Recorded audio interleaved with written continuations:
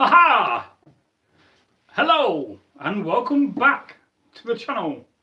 I am Bragi, the son of Magnar, and yes, I am a Viking, as you can tell from the clothes I wear, and obviously the shield too. Now, this is a live stream test for the new year, so first of all, I would just like to say a Happy New Year to you and to all those that watch. And I do hope the quality of this video is good. If you could let me know, Thomas, I believe it is you that is watching this live stream so far.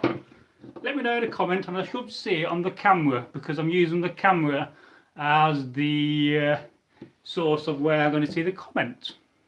So you may be seeing some very close-up shots of me. I know it's very scary stuff, and we do tell very scary folk tales on the channel, but I never thought you'd get that close to Bragi. Anyway, I'm moving back. Oh yes, Viking, shield wall. If only there was Egil here, we could have two of us, but never mind. I'd imagine he's tucked up in bed. I often imagine he wears clothes like Scrooge when he goes to bed. A long nightgown and a white hat with a bobble on the end. But I could be mistaken. It's not the sort of question you ask your co-host, so what do you wear in bed? It often makes you think, though, what did Vikings wear in bed? I imagine some of the tough ones would wear hardly anything, but you know, you'll probably wear one of your best under tunics.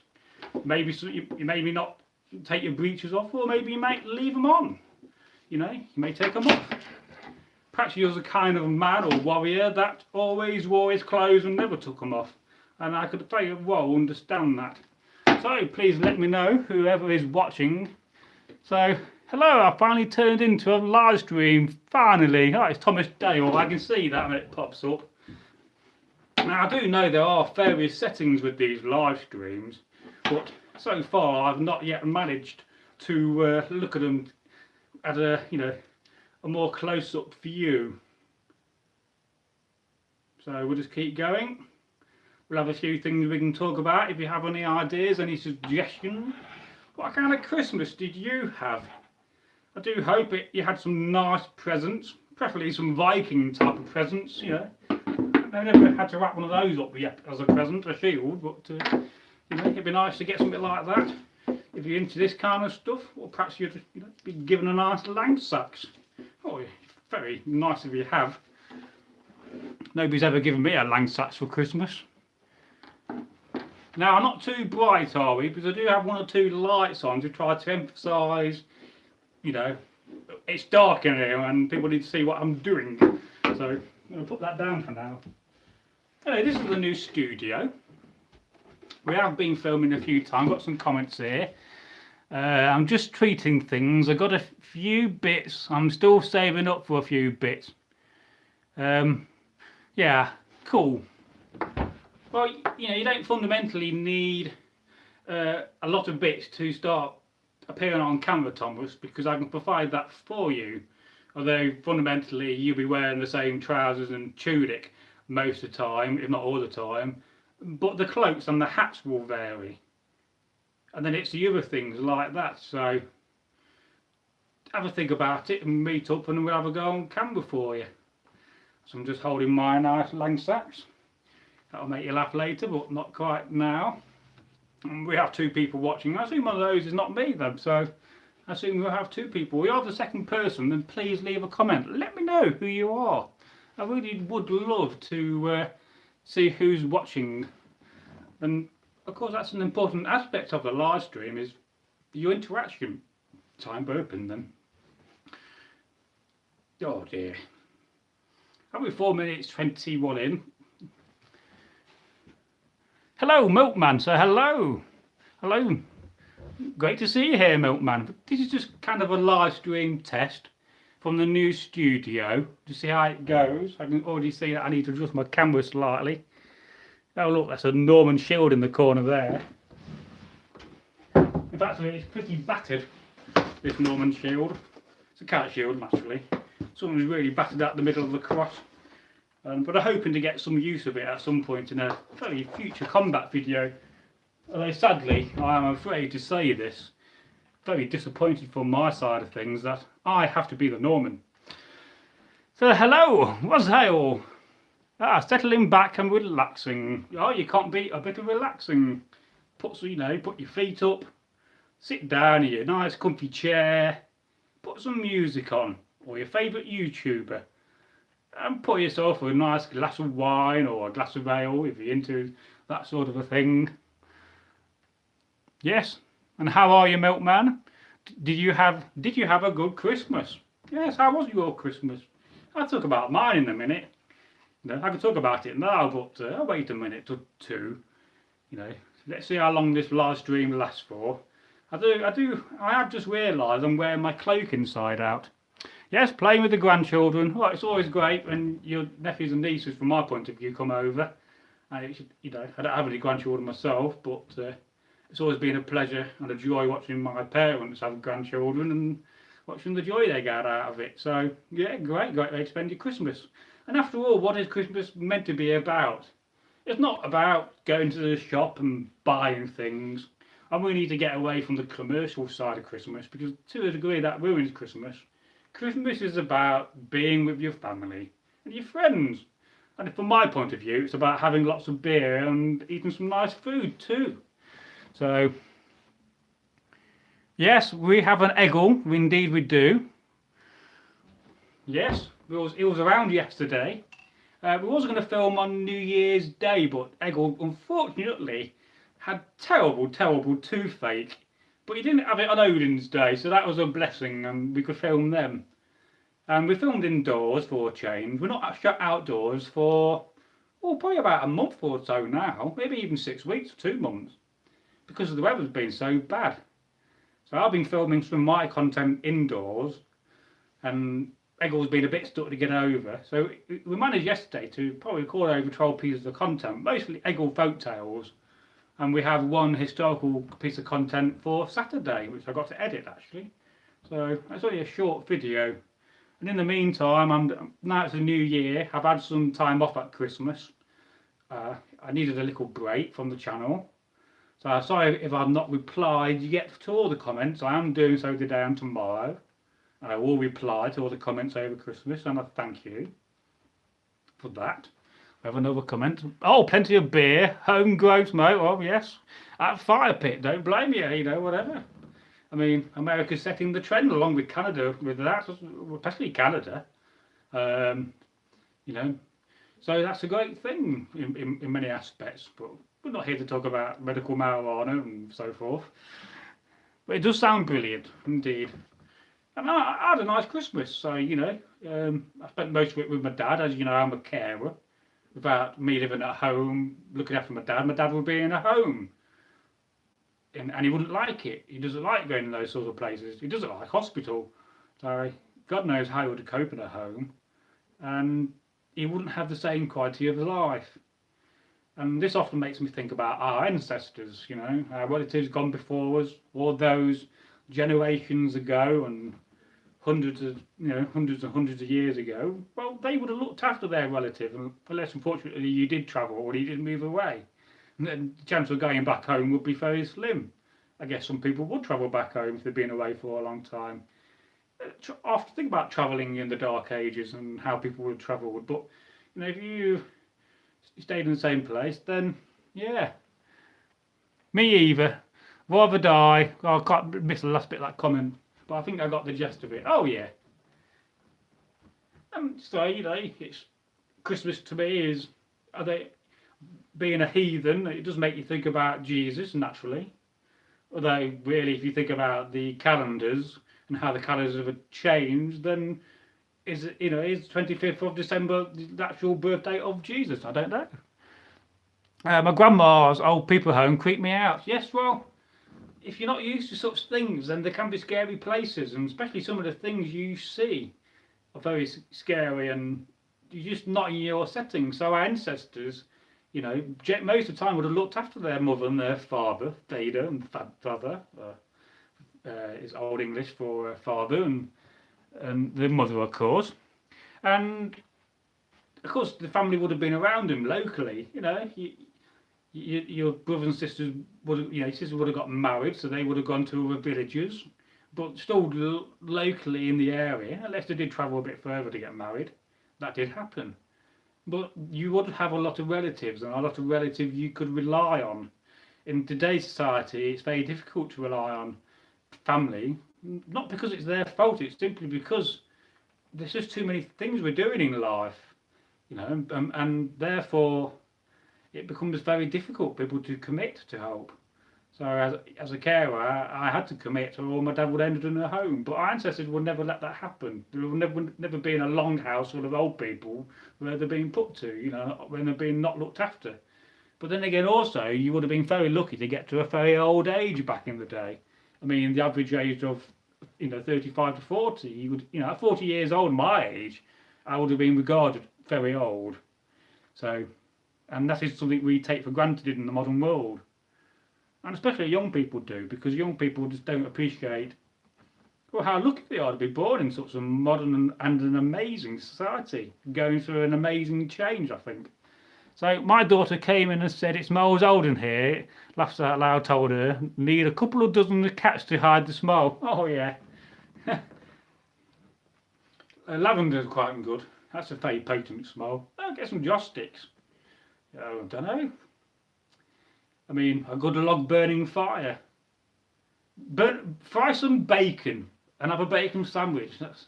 That's a really potent smell. And another potent smell, it always amazes me, is burnt toast. And how many times in the past there would have been a husband and wife, the man of the household, and the mother, the wife, would have been in the longhouse, and the husband's a bit hungry, so he got a knife out, you know, a bit like one of these, and here started to slice some bread. I said, "Oh, I hope she didn't ask to move in. You get loads of cats." And you slice some bread, and you know, he's making some toast over the hearth, normally in the middle of the centre of the hall of the longhouse you're living in, and he burns it. And then the wife comes in. "Oh, what's that terrible smell? You burnt the toast again." It's an old joke that my dad often says when he comes back, and he says, "I can't smell burning. It must be salad." Oh yes, the old jokes are the best. Are they not a good one to tell to your wife or girlfriend if she's cooking for you? Never upset them, and I do agree with you there. So if you have any questions you want me to talk about during this live stream test, and you had something up your sleeve, indeed, and it wasn't playing cards, in this case dice, it does make you think, you know. For a long time, gamblers hide cards, but in our case it would be dice, or maybe counters, as they feel for gambling games back in the day. But, you know, could you see some old bloke who plays dice and these games having some loaded dice up his sleeve? It could happen, you know. You only got to carve it out of bone and make it look like it's not being altered or tampered with. And you could probably do that by drilling one of the holes or a few holes and putting some lead down. Bear in mind not to burn the bone, and make yourself a loaded weighted dice. But just make you think, how old is that? What is the oldest date of the oldest loaded dice, so that you could cheat at whatever game you're playing? And dice are a very old thing, you know, they go back to the Romans at least. So something I often think about making. I do have quite a few blanks in wood to make. So that would be a good subject, games of old. Oh yes, it would be, yeah. It's not something I really thought about. There's just so many subjects to think about on this channel. It would, yes, Thomas Dale. If I don't remember that, Thomas, will you please do so? And I hope at some point you'll be seeing Thomas on the channel as a guest host. He also runs the blog for us, so I know myself and Egil are very thankful for the work he does on the channel, because it's a lot of work for one person to run a channel. There'll be a lot of organisations who will be no doubt running it far more professionally what I will be doing so, but they'll be having 10 to 20, 30 people working on the channel, and they will have money to invest in, like, branding. I mean, money to invest, you know, it's something unbelievable to me, and any money I've invested on this channel would just be out of my own pocket. But then again, I just love what we do, and it's nice to get out in your kit. Oh, thank you. Yes, you're welcome, Thomas. You just got to get past that camera shyness, and at some point you could appear here. I think you're about the same height as me, so that's good. And I'm slightly taller than Egil, so he's often down there, and I'm up here. legs bent then. You saw that first on camera. Now, recently I've been cleaning up some more old weapons of mine, and not one I've used for a long time. And it's not this axe, although this is currently Egil's axe. Now today I just, it was loose. That rattled like anything, it really did. In fact, it was that rattly, you could shake it over a baby and the baby would fall asleep to the noise. But so I got it out, and luckily in my garage I have a rather large anvil and plenty of hammers. I have lots of hammers. You can never have enough hammers or enough axes. And I got it on my anvil. I would like to put it in the corner, so I don't like to hit it in the middle of the anvil. And I just gave it a few good taps, probably about 20 to 30, and that don't move at all now. And Egil's got a very nicely non-rattly axe, but he was complaining about it the other day. And then also what I did, as you can see from the video, I then gave it a buff with just some very fine emery paper, or wet and dry. But it does make you think, well, how would they have done that? They definitely had sandpaper. They would have got leather of various grades, and they would have got sand of various grades that been ground down in the crucible. So they could have made, and they did make, well, it's just a typical blacksmith anvil. But I mean, I probably got more than, I got 3 large ones anyway. I mean, one of them is spectacularly large. I can barely lift on my own, and I'm quite strong. You know, I can lift a big anvil on my own and not worry about it. You know, and I don't look big, but I'm just relatively strong for doing that for many years. But then I got authentic anvils as well. So I will look at doing so more in a video. If you wanted to see an authentic anvil, then I would urge you to go, after this live stream of course, to the playlist of historical videos.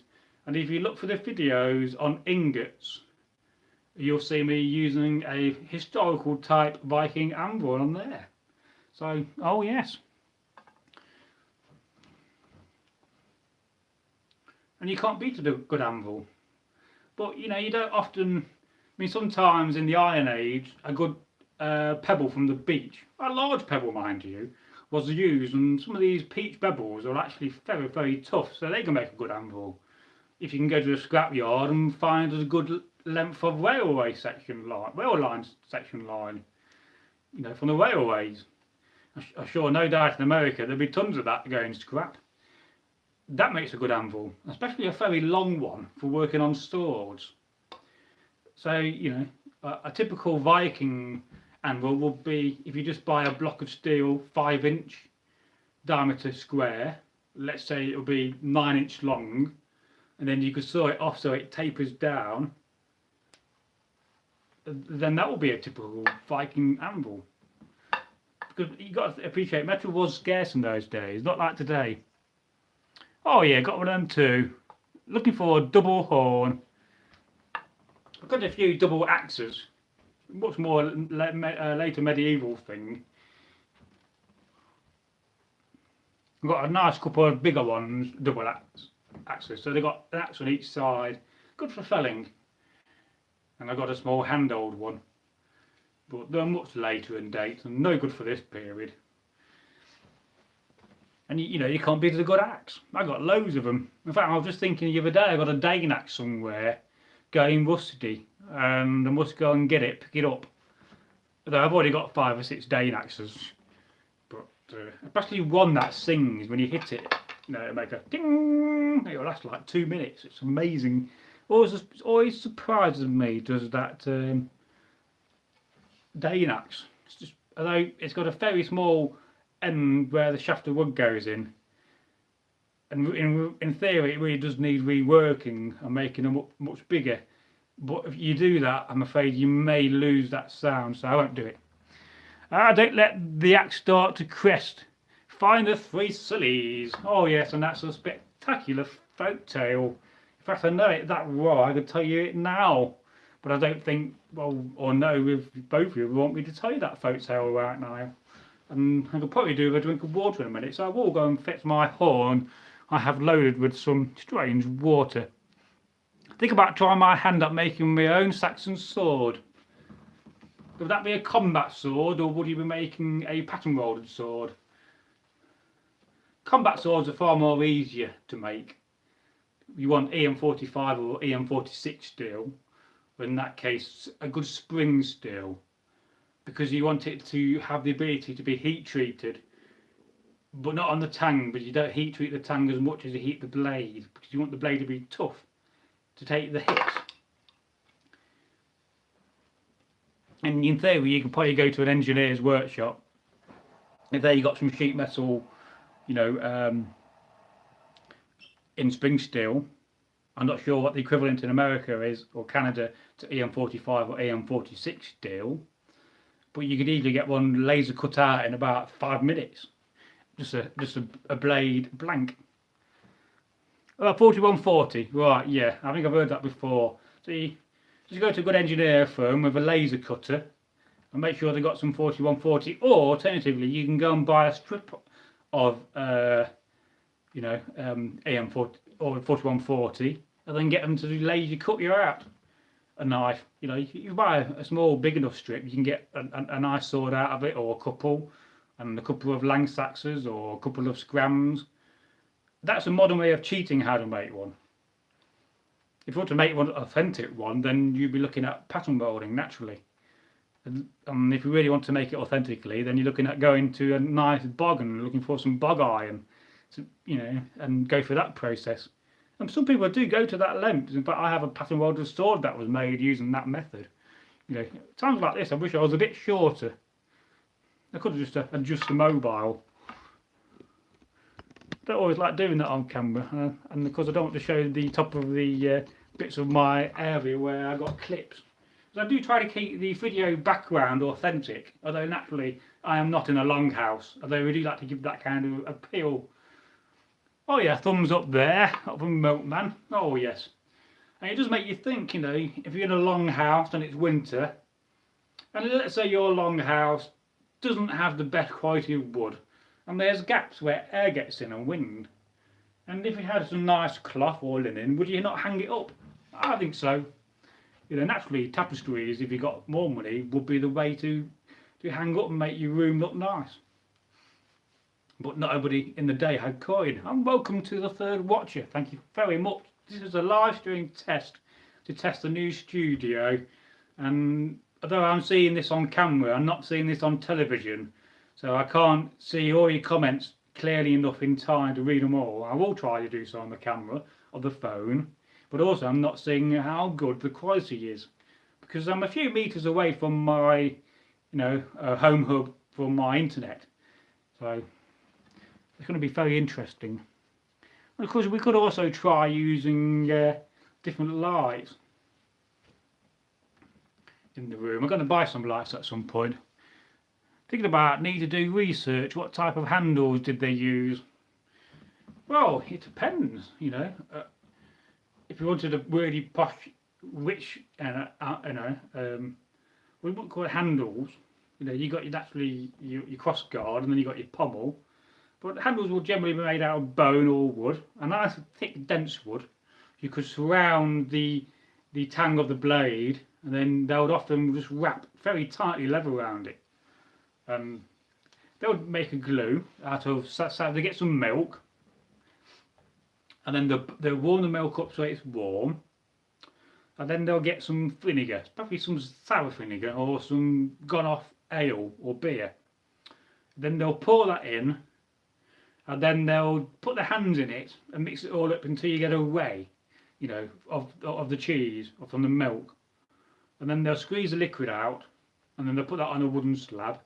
And then they'll go to the fireplace and get some cold ash, and then they would pour some water through that, and then squeeze it together, get the water out to get the acidity, so they could put it in a mix. And then after that you mix it all together and you end up with authentic glue. It looks like glue, it's white.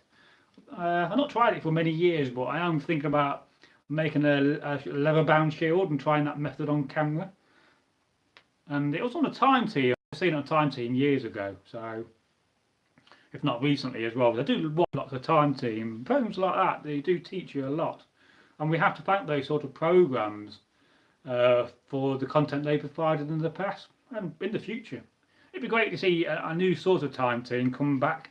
Although we do have some very good programmes like Digging for History on the BBC, which I do urge you guys to go and watch. I know Thomas has seen it. I'm not sure, Milkman, you've seen Digging for Britain, I think it's called. So, excellent programme, and they do have some really, really nice finds on there from recent science of last year. And I'm looking forward to seeing the next one. Excellent. Yes, and hello to the third person. Been and gone. We may never know who that was, Thomas. Now, if I suddenly do have to go, because when I'm at home on my own with my dad at night, I have to cover to make sure he gets to the toilet okay. So we have an alarm system. You know, the advantages of modern technology. So if you suddenly hear a beep beep, I'll go, and if the live stream's all got people watching, we'll just have a 5 to 10 minute break. I'll be as fast as I can and fast as my dad can be. It often just means walking into the toilet and walking in back again. This is hardly no big deal. I mean, after all, he looked after me as a baby, you know, when I was a baby, as you might say. Oh, that's a phrase they asked about. Bearing in mind not to hit the camera. You know, I'm sure one day we're going to do that. They'll be like, oh, a big smack on the camera. I needed it then.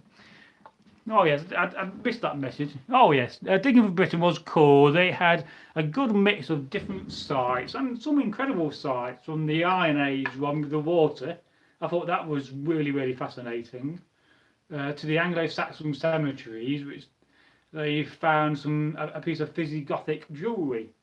It's also very interesting. It also shows you how rich the Dark Ages were. That, you know, they had people from, you know, a Visigoth from Spain, of course, you know, living in Britain and passing down jewellery. Understand? Oh yes. Oh yes, indeed. I do hope you can understand what I'm saying. I mean, I do have a bit of an accent. Of course, you know, when you, it always amazes me how many different accents there are in the UK. I really do love the Birmingham accent. I can remember doing a Robin Hood event in Nottingham, at the castle there, and the sheriff was played by a Norman guy. I think his name was Ljot.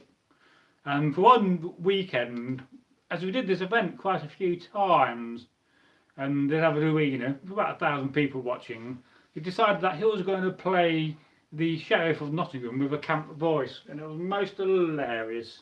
It was a kind of an end of a season event, so it was laid back, and they had all these mixtures of different groups, you know, coming in. So for us, it was great. We got to beat up lots of Normans, and you know, it was just a case of the Normans were just going down, and you know, there'd be the kite shield, and it's just a matter of going bang, bang, bang, bang along the line, and there'd be 5 Normans dead in front of you if they're playing fair game.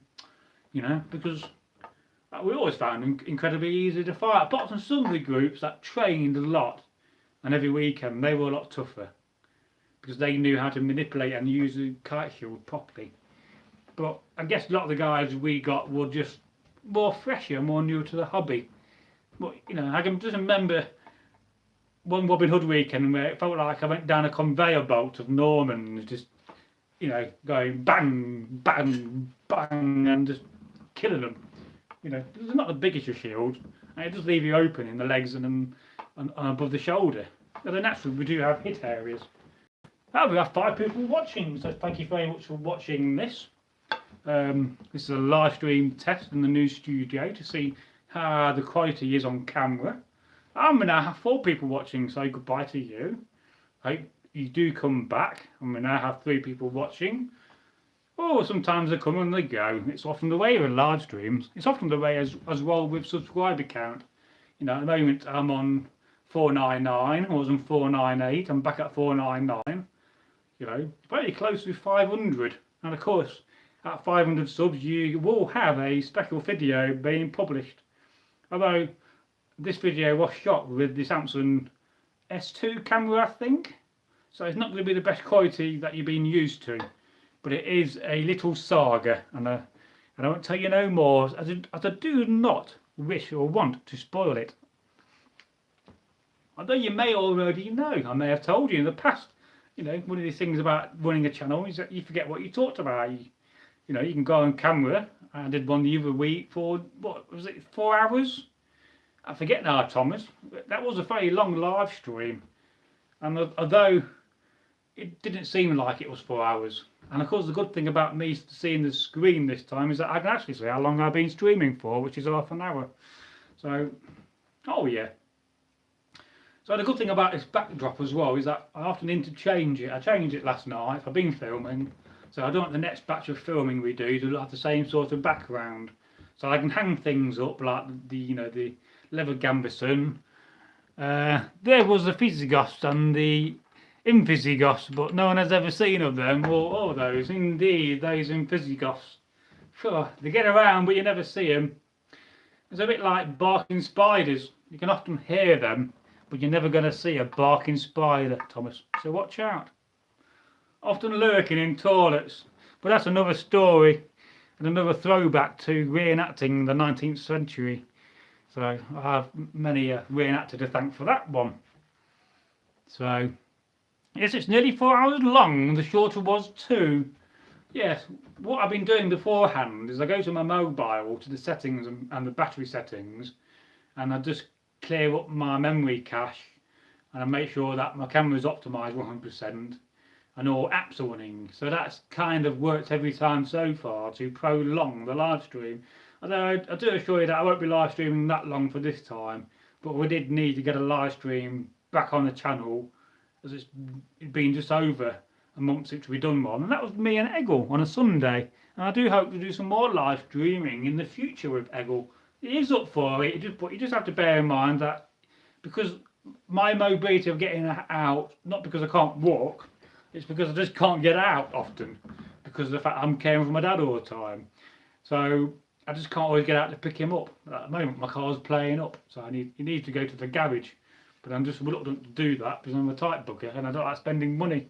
Back in the car, I don't often use. I use it like once a week, you know. But that's another story. It's like the Bragi Mobile. There you go. You've heard it first on the channel.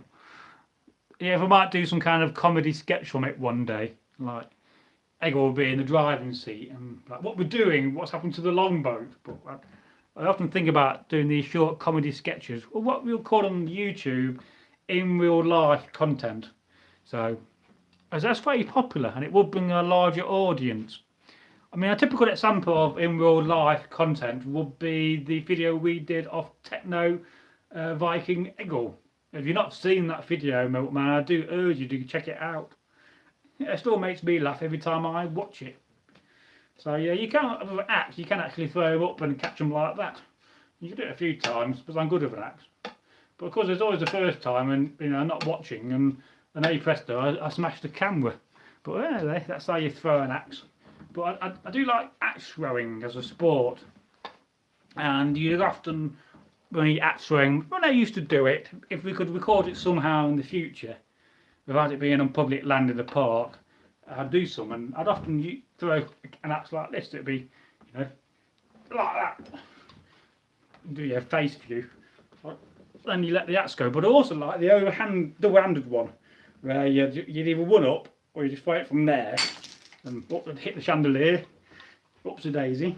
It's not really a chandelier, but it was a light, and you'd throw it that way. That's very effective too. I do like axe throwing, and if you've got the ability to have a go, have a go. Yes, I was thinking about making an axe target down my garden, Thomas, but I'll definitely need a hand. So if you fancy one afternoon, me and thee getting together, because I got the ingredients to do it. We have to go and fetch them in my car when it's going again. When it's a good car, we'll go and fetch some wood and make an axe throwing target, and we could have a go and get some on camera. You know, it'd be very funny seeing Egil fail and keep swearing, although we have to bleep out the swearing, and there could be a lot of it.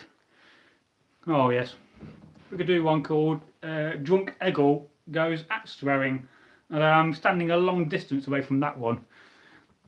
Oh, people still doing that? Oh yeah, it's a very old sport.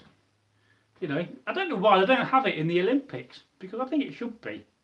You know, it makes you think how many Dark Age sports are in the Olympics. You know, the javelin, spear throwing, I suppose. though, they call it the javelin. Although, of course, naturally we did have javelins, they were just much smaller. Not be for single use and for throwing at the enemy rather quickly. And if you're lucky after the battle, you might get yours back if you find it. It's a pity, you know, it'd be a shame. There you are, there's old Olaf, and he's got his favourite sword and his favourite langseax and his favourite axe, and he's got his favourite javelin. And of course with a javelin you only get one use in the battle, and he throws it but doesn't get it back because he can't find it. Some other bugger's gone off over there with it. Oi, bring back my javelin! But you can see it quickly in the past, some comedy scene in the battlefield.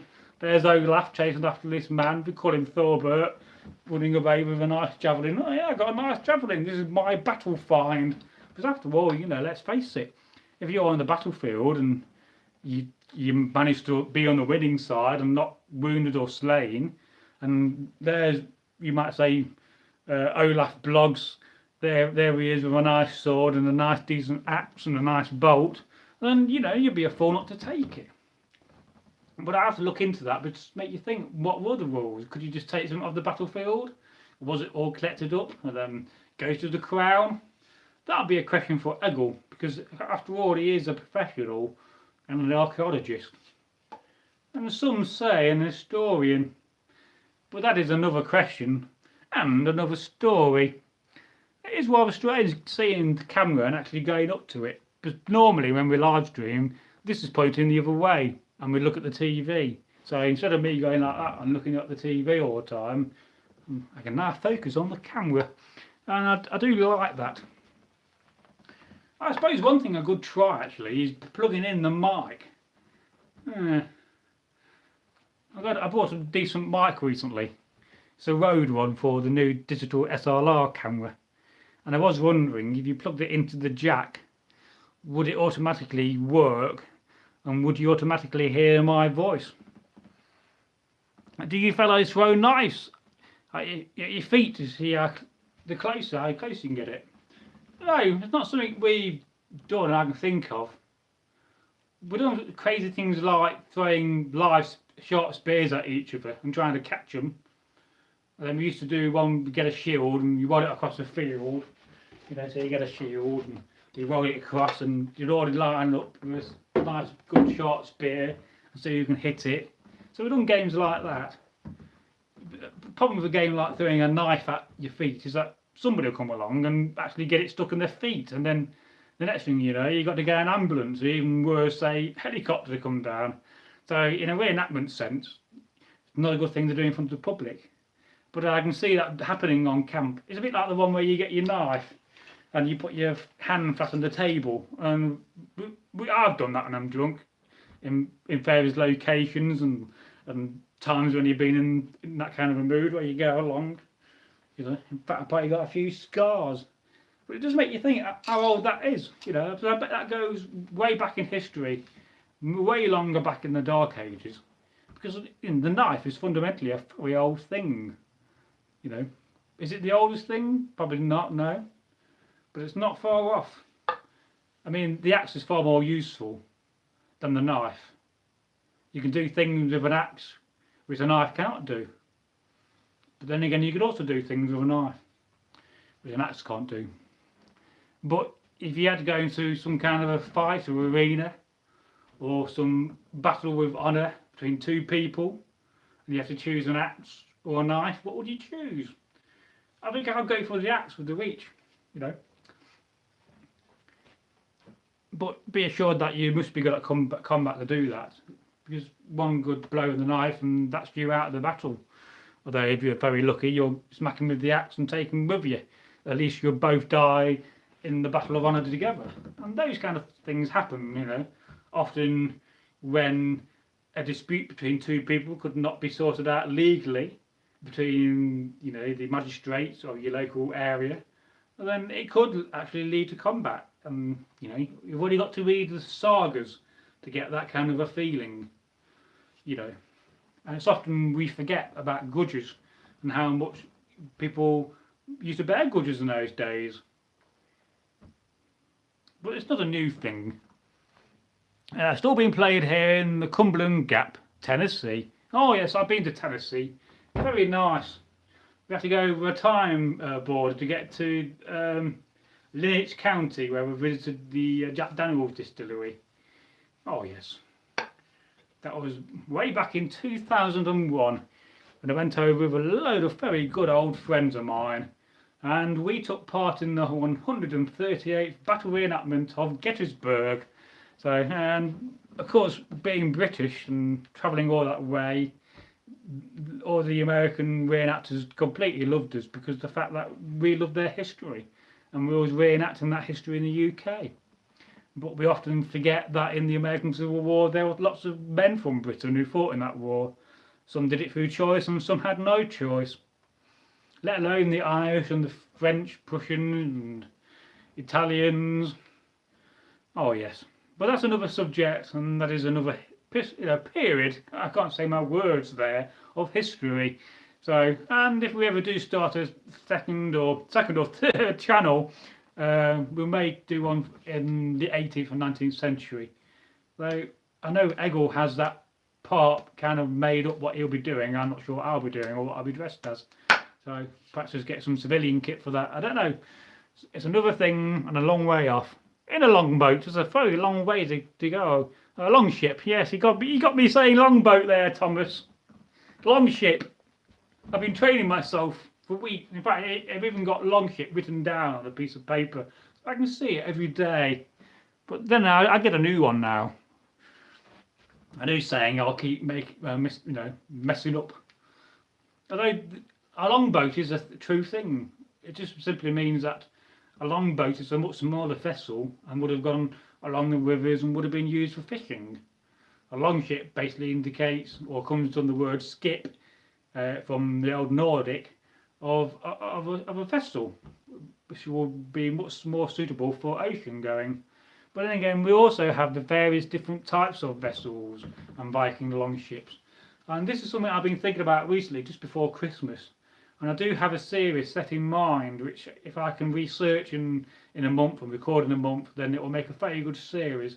Because I think there's at least 15 videos I can talk about in those videos about the longship and the different designs of longships. So watch out for that. It's one I'm looking forward to.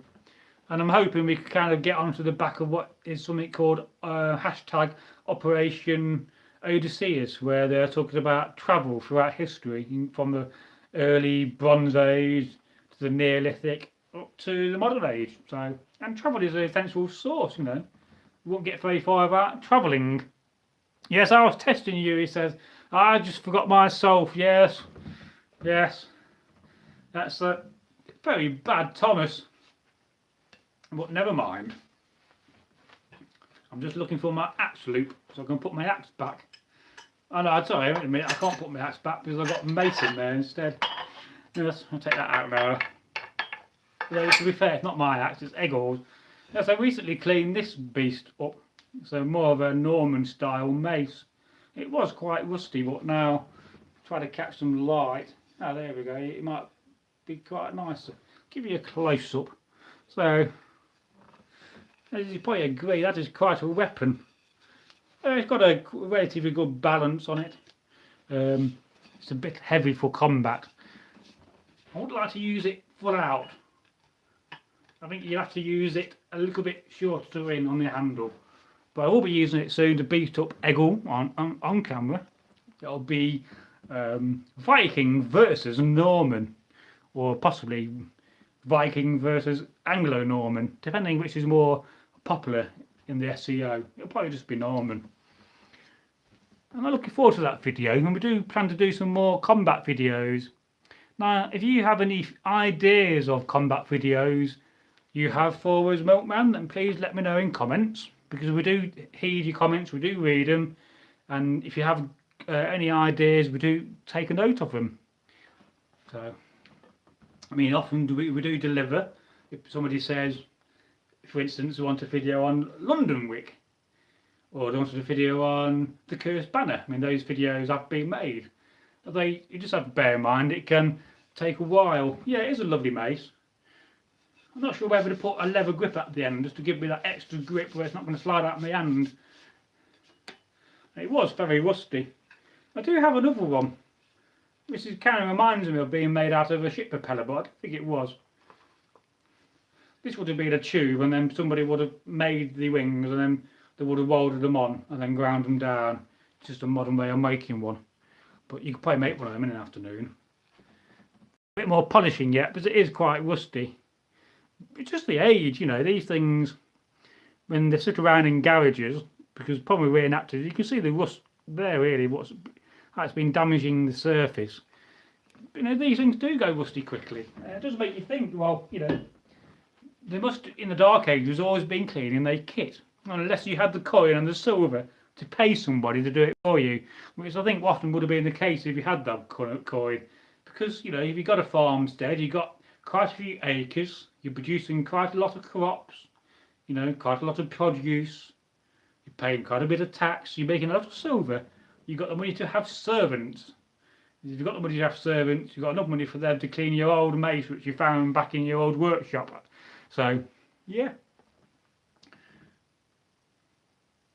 If you have any more questions, we'll just keep saying how this goes. Yeah, I'm quite liking this new studio. It's a much bigger room, so I'm not sure if the sound quality is going to be different. I think at some point I'm going to go and grab my microphone and plug that in. We'll just do a little test to see whether you can still hear me using the Rode mic. Because in theory I should be able to use it, although when I looked at the camera setting there was no way you could adapt or plug in an external mic. But I assume that if a mic is attached it will just automatically pick me up. But I would like to know that, because I'd imagine the sound quality would be a lot better, because Rode, they do make some good mics. Yeah, it's not a bad studio. It's my dad's old bedroom, so it's just kind of one of those rooms.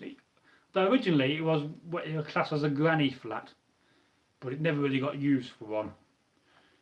And it's not too bad sound. It doesn't echo too much, so that's good.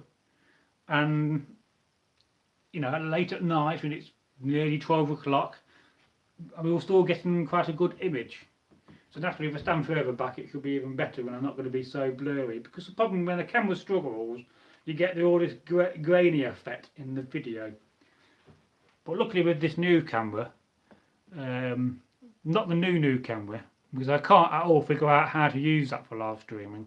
It's a pity Panasonic don't give you some kind of an app you could download for YouTube. That would be great, but it seems you have to attach it to a computer and use OBS Studio to use it that way, and it's a bit long-winded.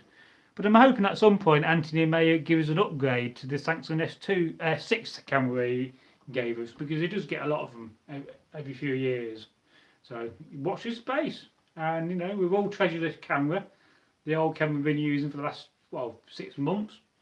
And I can really tell you, when I got the camera, I was so happy and overjoyous, because it was the one thing from day one of starting this channel that worried me. And not in a sense of worry, because I'm not a big believer in worry, because why suffer twice? You know, you worry first time because you got to worry, and you worry again because you're worrying about the thing you're worrying about. So I'm not a big believer in worrying, but it was the video quality of the original camera, the S2. And although it did serve us very well, and I'm very grateful for the content that Thorsson, a good friend of mine, made for the channel, and which encouraged me to come on the channel and record some content. And some of that earlier content and Folktales are told I will be returning at some point, because I do think they need to be retold. And often I find with a folktale that because we tell him the first time, recording the first time, you're not getting the benefit of having the 4th or 5th time or version of that tale and being a better version. So just bear with me, I'm going to just go over here a minute. I've got to do 2 things. I only get a drink, I'm thirsty. It's hard, it's a thirsty work, this. Hang on, I'm nearly back. You'll be asking me a minute, what's that weird liquid in your glass? No, it's like weird Frankish wine.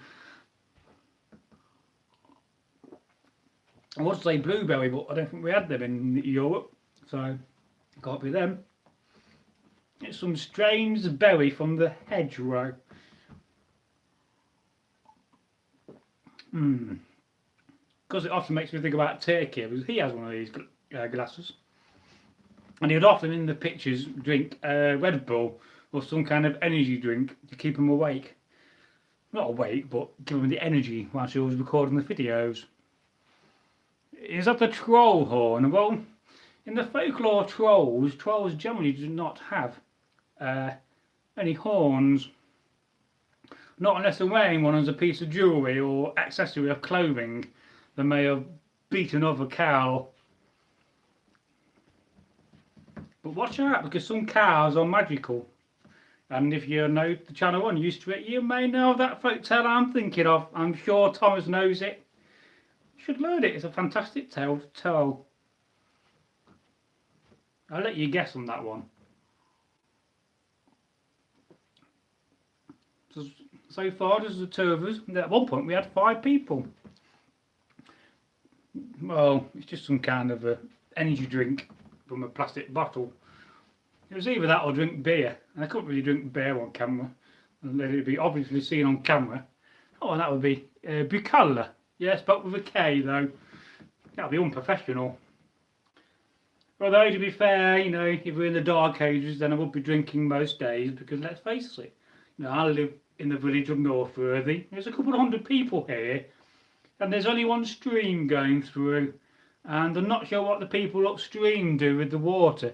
So, you know, it's best to boil it and brew it and then drink it. And that's something we've lost as in our childhood. Because in our childhood, back in the dark ages, you would have been drinking a light beer every day. So by the time you've gone to bedtime, you would have slept very well, because you probably would have been quite merry. Or on the way to being merry, but I don't think they would have got drunk, because the beer would not have been strong enough. It would have been equivalent to like a shandy, you know, 0.5% of alcohol or 1%. But after all, you know, you wouldn't want to get your kids drunk, would you? And bad enough when they're sober. Tear around the house. Well, that's my nieces, and anyway, but I'm sure yours are well better trained. Not that you train them. But that's another subject. Any questions? What can we talk about? Oh, I am wearing my new tunic. I bought this just before Christmas. Not a bad one. It's got a nice bit of tablet weave at the end. Not certain about this bit of blue silk, because underneath it does have a split.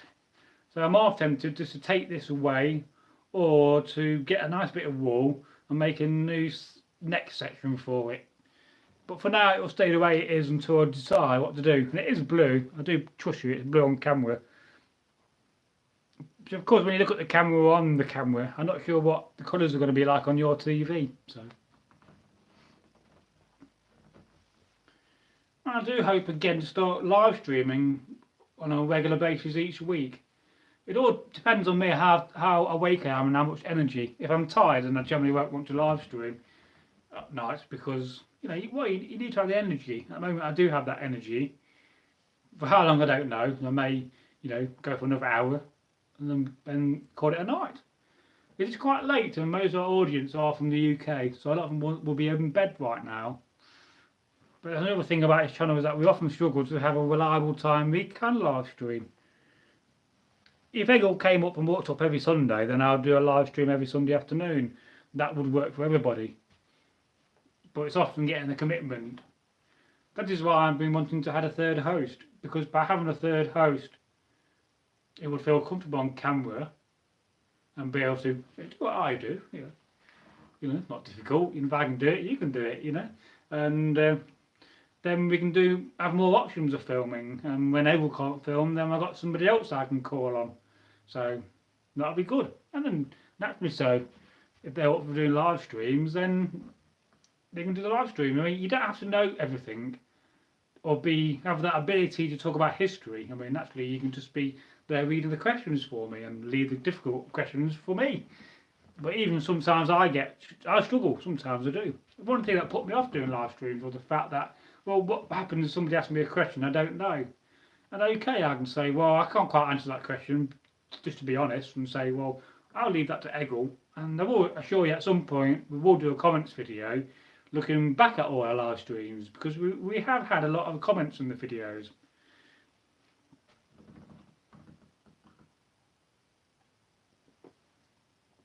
So let's talk about the new year.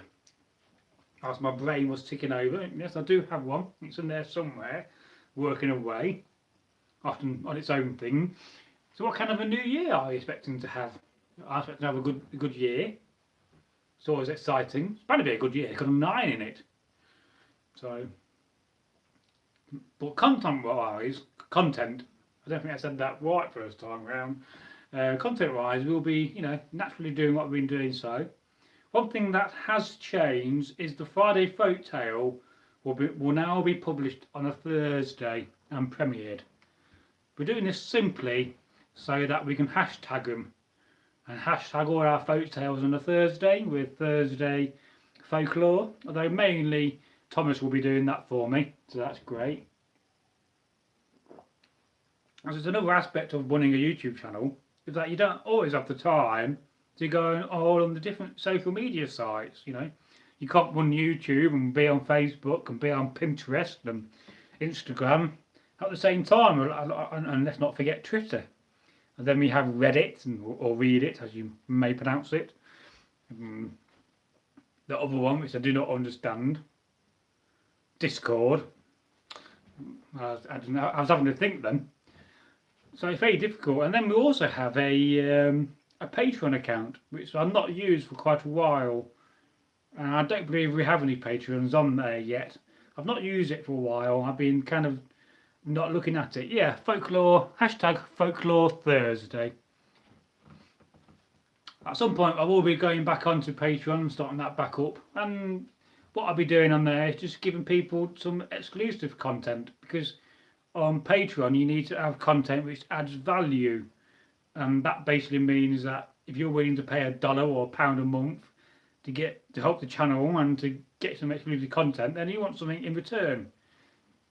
Now you can do it pure video, but I think we'll just do it pure month. Although it's not something I really vastly want to do straight away to monetize the channel. I'm not doing it for the monetization. I'm doing this because it's fun and because it needs to be done. Although there are 1 or 2 Viking channels out there, a lot of them generally work on survival skills or bushcraft, and that's great. It's not something we're going to be doing a lot of on this channel, but I think that's pretty well covered. So there are 1 or 2 other channels like us, but not quite like us, because we do have some diverse content on this channel. And no doubt in the future we're going to end up with a lot of diverse and decent content. Now, it'll be very interesting to see what it's like with this light off. Give me a second. Is that too dark now? Oh, look at that, I'm scary quite close up. I keep thinking about growing a beard one day. I might do a poll on the channel. Should Bragi grow a beard? Although, if I did grow a beard, I'll start looking old again. I'm just one of these trendy Vikings who likes to shave every other day. Oh, we've got 2 viewers again, so somebody lost connection and came back. Oh, it's great to see you back here.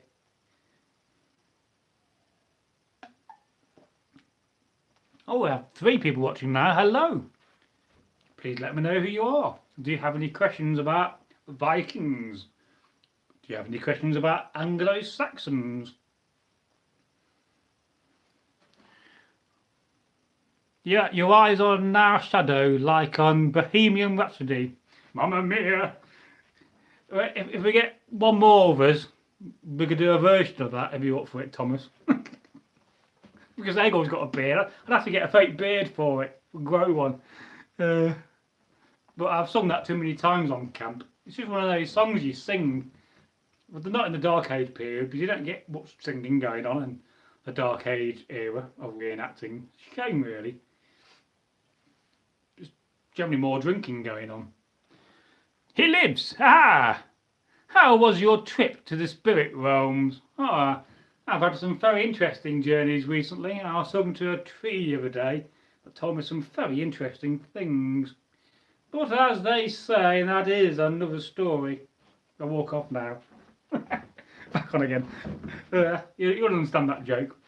But we have been recording some more folk tales, so at some point I'm going to record a version of the folk tale of the changeling in the oven, where the changing at the end comes out as a loaf of bread. I'm going to tell that for you, Celtic, because I like that version. It made me laugh. Yes, you got to see another live stream. How long we'll go for, I do not know. But for now, we're still here, which is good. I'm not sure what the quality is like with the other lamp off. I just turned the lamp off, so we're going a bit darker. Ooh, it was more spooky now. Well, it is past midnight, though not quite the witching hour, which is said to be 3 o'clock in the morning. Although I have my doubts about that. Of course, yes, we told 1 or 2 folk tales about witches, and no doubt we'll tell some more. The other day I was recording Egil telling a folk tale, and it was that funny I had to put a sock in my mouth to stop me from laughing. It was incredibly funny. And I think in the end I just walked out of the room. I couldn't cope no more. I had to walk out and laugh loudly. I was a long way away from camera. That was a funny afternoon recording. Well, I started working on those needles for you. Oh, right, yes, excellent. I'll have to make you something in return. Do a trade. I like the old trade thing. Because it's not always about making something for money, is it? Some days it's nice to get something back in return. You know, you scratch my back and I'll scratch your back. As my dad might say. Though I never scratched my dad's back. He can do it himself.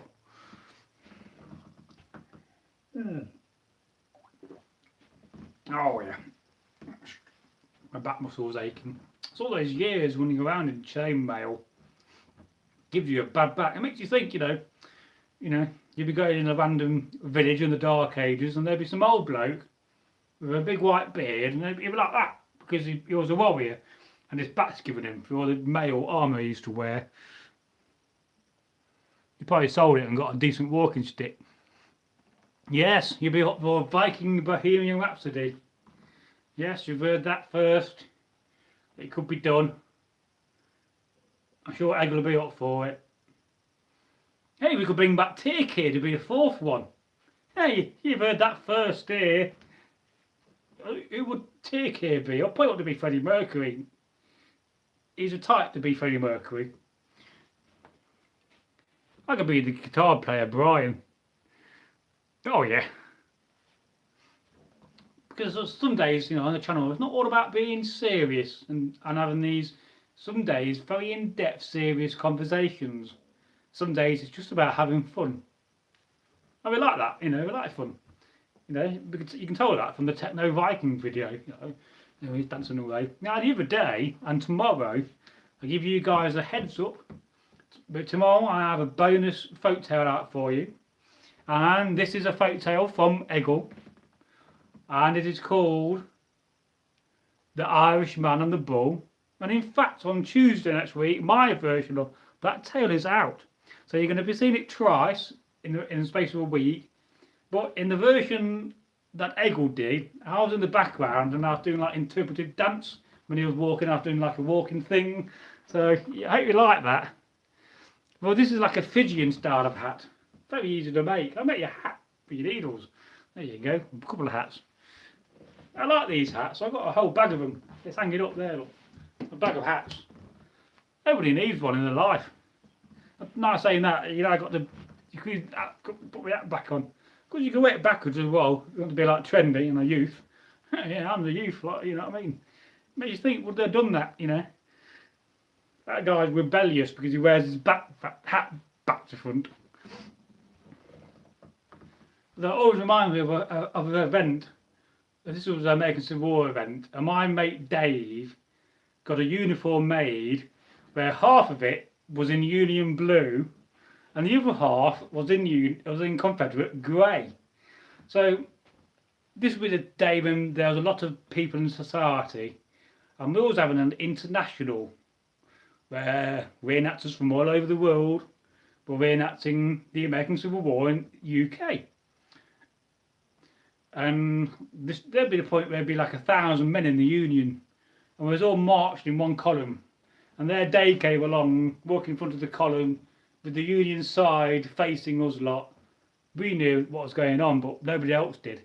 So there he was. Everybody thought he was like because he was dressed as an officer. So everybody thought he was like a Union officer. But then he really turned around, and then he was a Confederate officer. It was the funniest thing I've seen.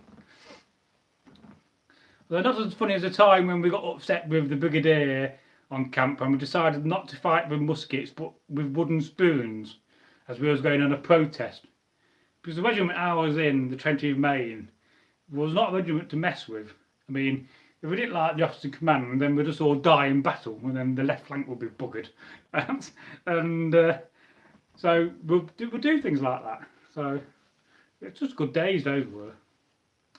I digress there into the later periods. But I've never seen anybody do that in the Dark Ages, have a costume where it's like very clearly half Viking and very obviously the other half Saxon. I think that would be very hard to do.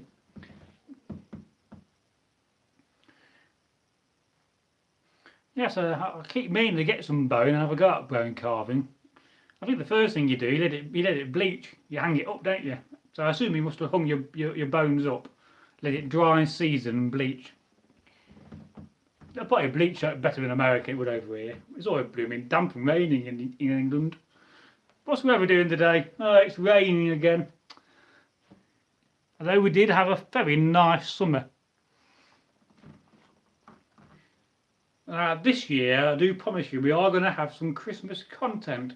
It wasn't very organised this Christmas. I kind of messed up on the Wednesday before Christmas. When my dad wasn't very well, and I had to cancel Egil.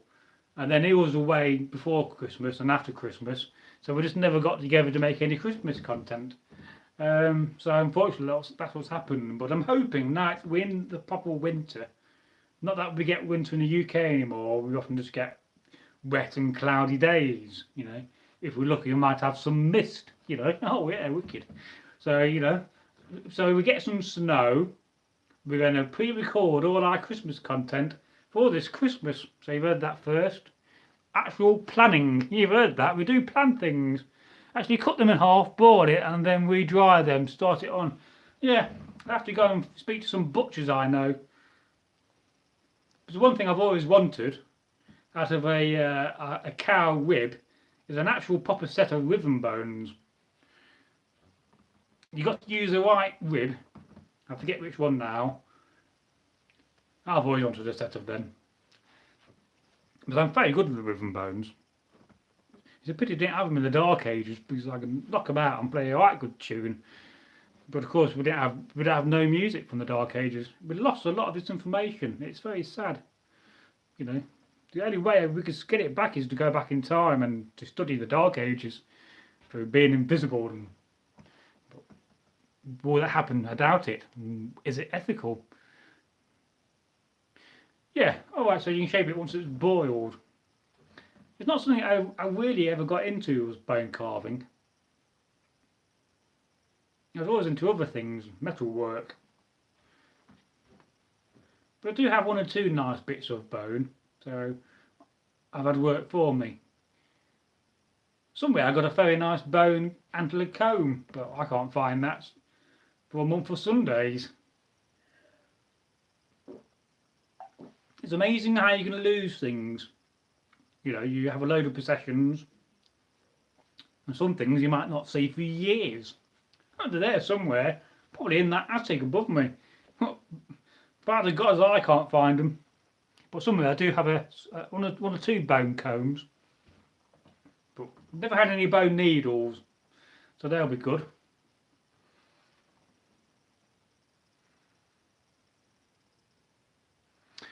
Well, you know, the thing about working something is that you've got to start somewhere and have a go.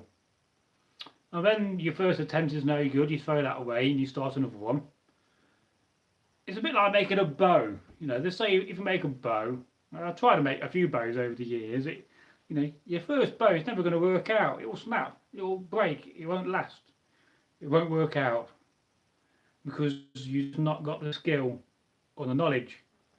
But after you made 10 bows, if you're lucky you might have one that works. But after you made 50 bows, you're going to have one that works and one that's really nice because you've done that work.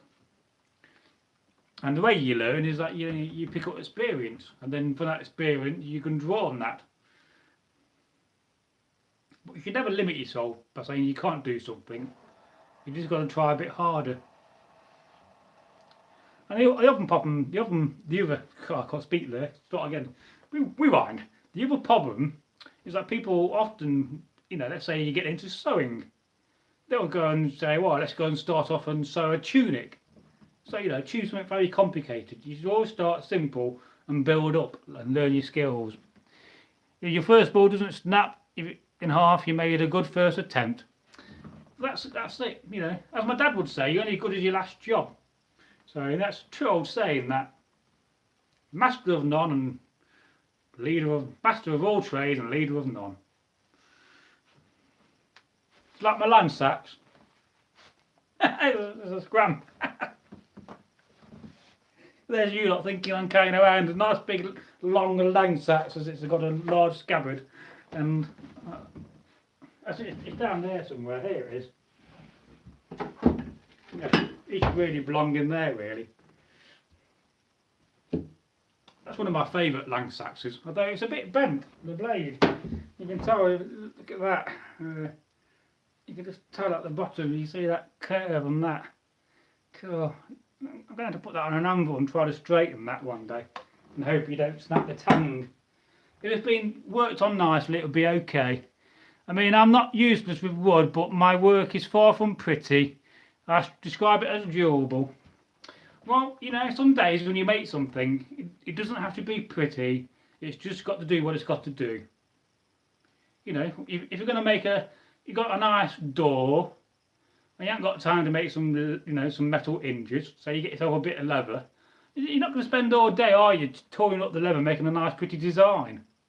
Not unless you've got too many hours on your hands. Most people don't have the accessibility to spare hours. So, the most you're going to do is maybe run around the edge, put a line going around, making it look nice, and then quickly nail it into the door and the door frame. And then hope that, the leather will last you 20 years, if not you replace it. So, and another thing that I was often taught was, let's say you're a manufacturer, you make brooches. Now, you'd be knocking out brooches every day of the week, apart from on Sunday, of course, as a Saxon. And you made 10 brooches. Now, one of those brooches is not going to be very nice, it's going to be slightly wrong. The pattern's going to be wrong, or the casting's going to be wrong. But as long as that brooch works, and it does the job of holding up your cloak, then that brooch would have been sold. And in fact, the ability to make good things is just, they often say, is you learn to make something with perfection, and then you learn to make it with a mistake, because that would have been more common. We have different standards in today's world. When we manufacture something, you manufacture something to be good, reliable. Plus, you also need insurance when you manufacture something. They didn't have that. They just manufactured something because A, they could, and B, there was demand.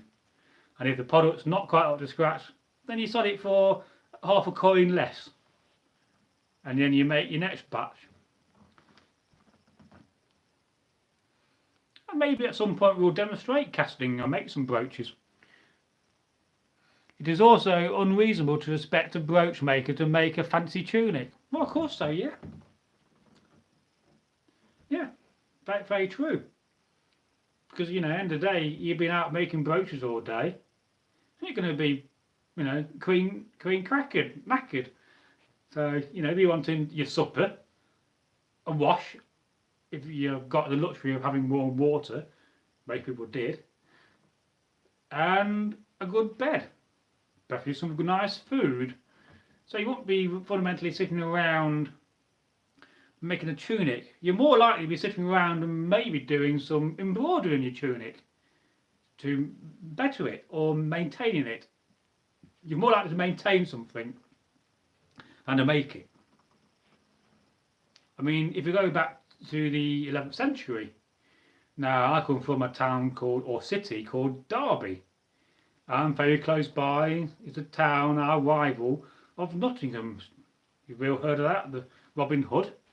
But Nottingham is a massive place compared to Derby. It really is a massive place. I mean, they got a tram. We don't have a tram, we've just got a bus. I mean, they get everything because they're the largest city in the Midlands. But you go back 1,000 years, you'll see that Derby was much bigger. We had more market stalls. Funny how things change. So in those days, it wasn't called Nottingham. It was in fact called Nottingham. By the way, looking forward to the version of the changing story where all is done, they put the loaf of bread out. Yeah, I will do that for you. Because I really enjoyed you telling me that little version. And it's one of those tales which I can tell you now, it's a very easy one to remember and tell. But just the idea of the baby turns into a loaf of bread, very funny. And I think even maybe get Egil to do a version of that. Because I often think with the content, because more so with some of Egil's content, because often we record on the first time, we're not getting the benefit of spending all day recording one folk tale and getting the best version.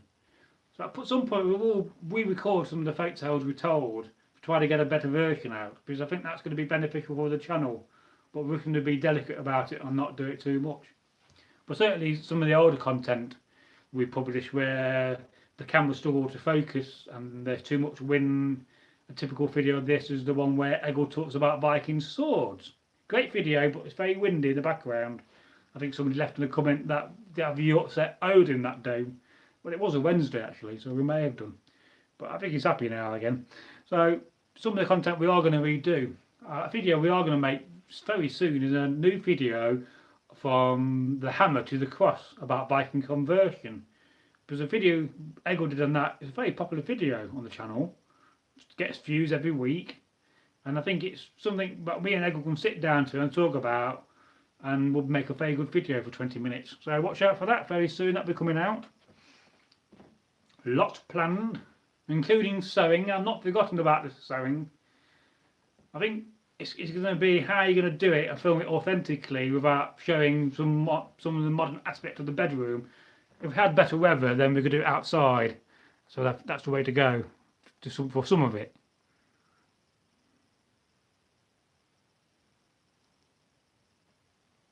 Yeah, that's when we're using the old camera. So I think it would be valuable for some of the early content we did redo, because of that aspect of the wind. But then again, it also brings to mind to me about the videos that Take here did, because same again, that was filmed with the Samsung S2, therefore the quality is not as good, and the wind noise. But then naturally I can't get him back on the channel unless he wants to come back to re-record him. So for the meantime, they're going to stay on the channel, and play always will be public. But watch this space, you never know what may happen in the future. I have had a few I had to scrap because of wind or whatever. Yeah, if you can invest in a good mic, that might help. So far I've not shot outside of the new camera with using the Rode mic, which has a wind buffer, like a fairy thing. So it's going to be very interesting to see the difference. Oh, Rob Napier. Oh, good evening, Bragi. Ah, good evening, Rob. Greetings to you and welcome. Somebody else from Derby. Well, somebody I know from Derby. So, another old Viking. This is just a live stream test, Rob. We're testing the new film studio in the house to see what the signal's like.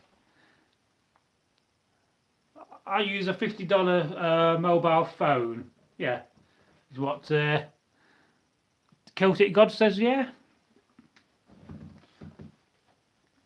Oh, yeah.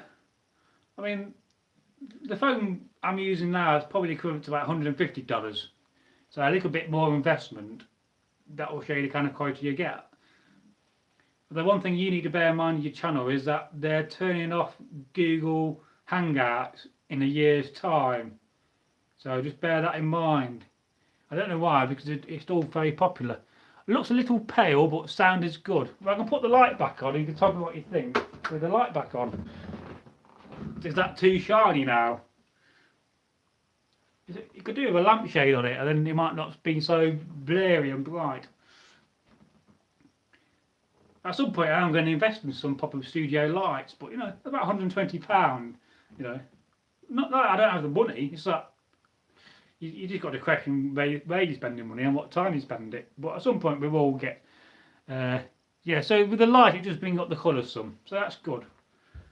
Don't mind me, it's slightly blurry in my eyes. I could wear sunglasses, but we didn't have them back in the day. No!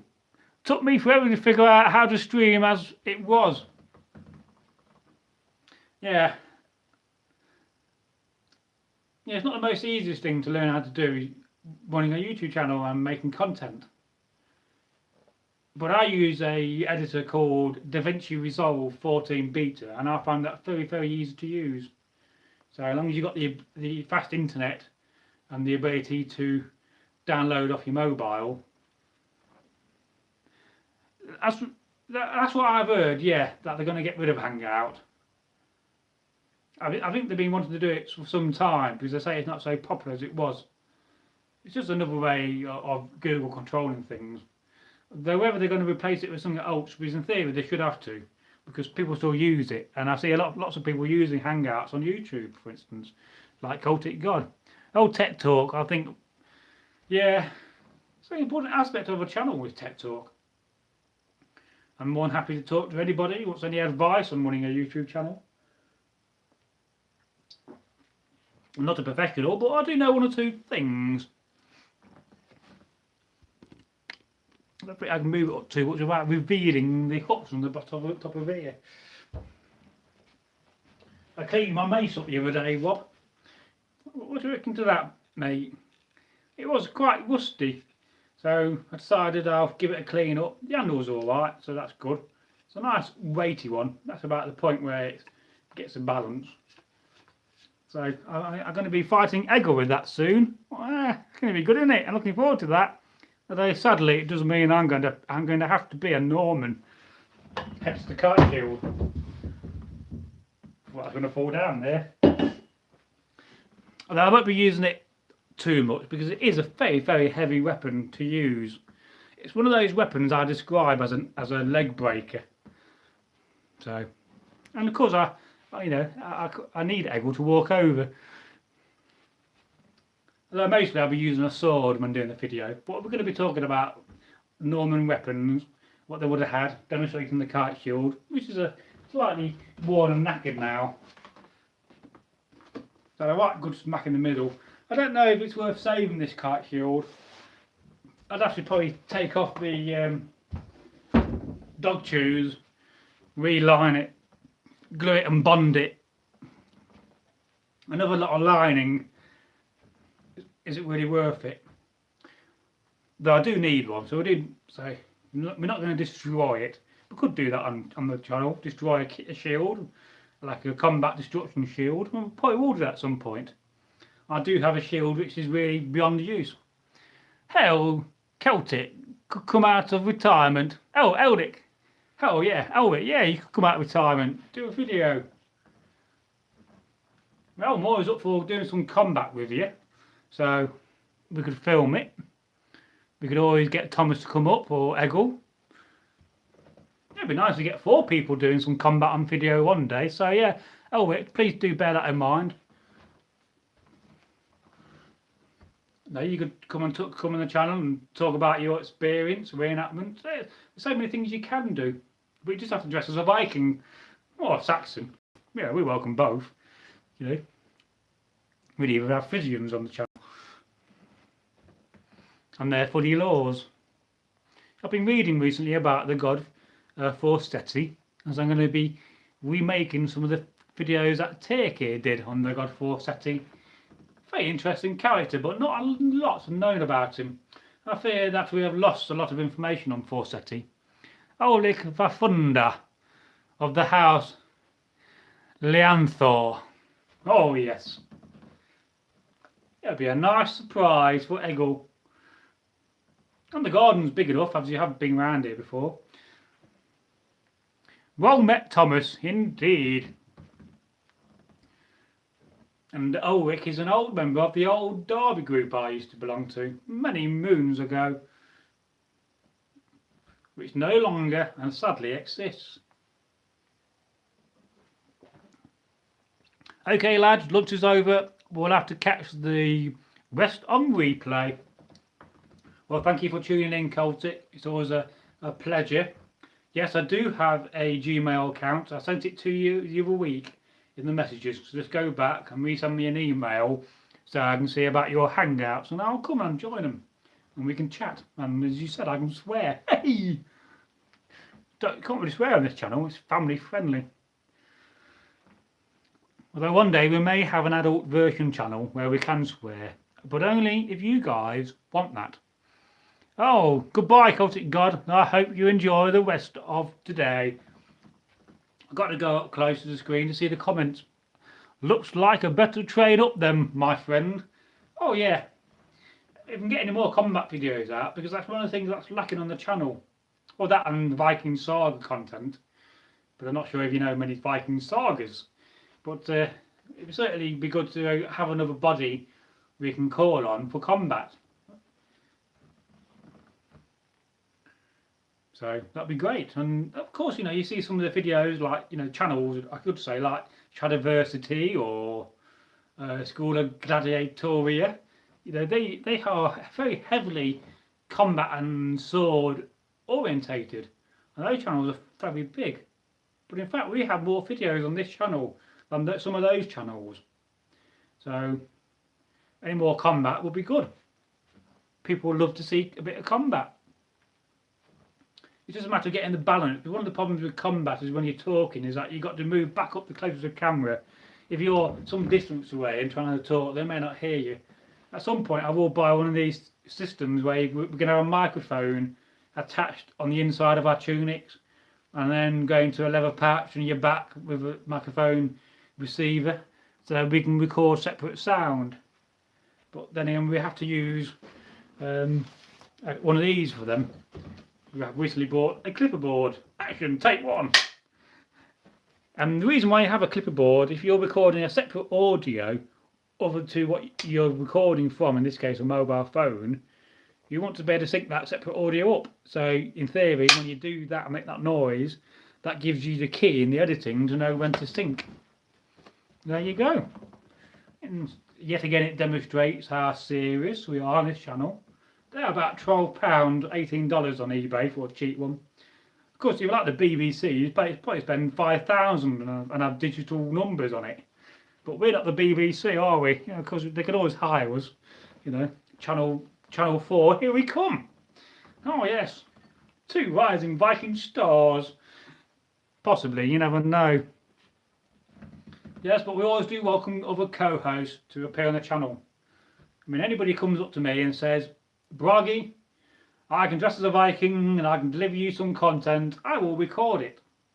And as long as the content's good quality, you know, then that's great. But especially the combat side of things, because that could be more your specialty. At some point we were going to teach Thomas, I think, how to do combat. We have been on about teaching Anthony, but so far that's not really appeared or manufactured itself out of thin air. So at some point we will train Anthony up on camera, because I think training videos demonstrating how we train people would be very cool. I'm sure you agree. And I know Thomas has a little bit of experience, so we started off with the double-handed spear. There's a couple of things I need to do first, like make a spear with a sling on it. I mean, you'll typically have your back of your shield and you have 2 slings. We could replace BBC 3. No, we could indeed, Thomas. At some point, Bob, when I find your name on the chat, I will make you into admin. It's often very difficult if you can't find the YouTube channel to do that. Because I need to copy and paste your channel name, I think. I wish they made that easier. I want to keep going. Of course, we're very close to getting 500 subscribers. It's often you're never sure where you're going to be with subscribers, and you know when you start a channel, Let's read these comments. That wouldn't be hard, Thomas. No, it wouldn't. And it's a shame they got rid of the BBC Three, although it's naturally it's on the iPlayer. But I think they're cheapskates not to get a sports channel. Not that I watch sports, but you know, they can't just get it off the other channels and have one separate sports channel. You know, common sense here, BBC. That's my rant there about the BBC not having a sports channel. They could do some Viking games like Viking leg wrestling. Oh yes, I'd be no good at that. I don't have strong legs. Oh yes. And of course, the other thing about combat is there's so many different things we can do with that. Just from working on the different weapons. Oh yeah, I'm looking forward to that. It's a shame Turkey is not back on the channel because I'm really good at fighting him. Ah, Bragi, could you do something on spear use? Oh yeah. As soon as I've got a sling spear, a shield, then we can use double-handed spears and get away from our slightly dodgy one-handed spear. I am down about 4 spears because I lent 4 spears to the local group in the area, the Orbit Viking are.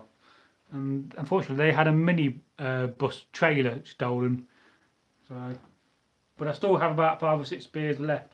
Beforehand I had about 12, but I think I got 6 or 8 now. But yeah, hey ho, you lend things out, you learn your mistake. Never lend stuff out to people. That's Bragi's advice for the day. Not unless you really, really trust them. It is a very underrated weapon and it's a very useful weapon. You know, it can be very difficult to demonstrate with small numbers, but certainly in the battlefield. And also when you see these videos, let's say, you know, from the Last Kingdom where they do the combat and the fighting, they have very few spears, but spears would have been very, very common. You know, where would we be without the spear? It's probably got the same equivalent to the longbow, I'd say. Of course, that's something you could do on the channel, is that we don't have an archer. And we have no content, or no possible way of making content about bows or bowmen. So, and I do know you're into your archery. So, have a think about that. And we've still got 3 people watching and 3 likes. And so far it's been 1 hour and 32 minutes. Oh yes. And the alarm's not gone off, so that's good. The last time I live streamed on a Thursday was when I was hanging out with Rob Napier. And all night what we call the worded alarm, this is the alarm where my dad, when he gets out of bed, it goes off, kept on going off, but he wasn't going out at all. So the Norse use pine bows, that's interesting. I suppose that would work. I mean, it's amazing what you can make a bow out of.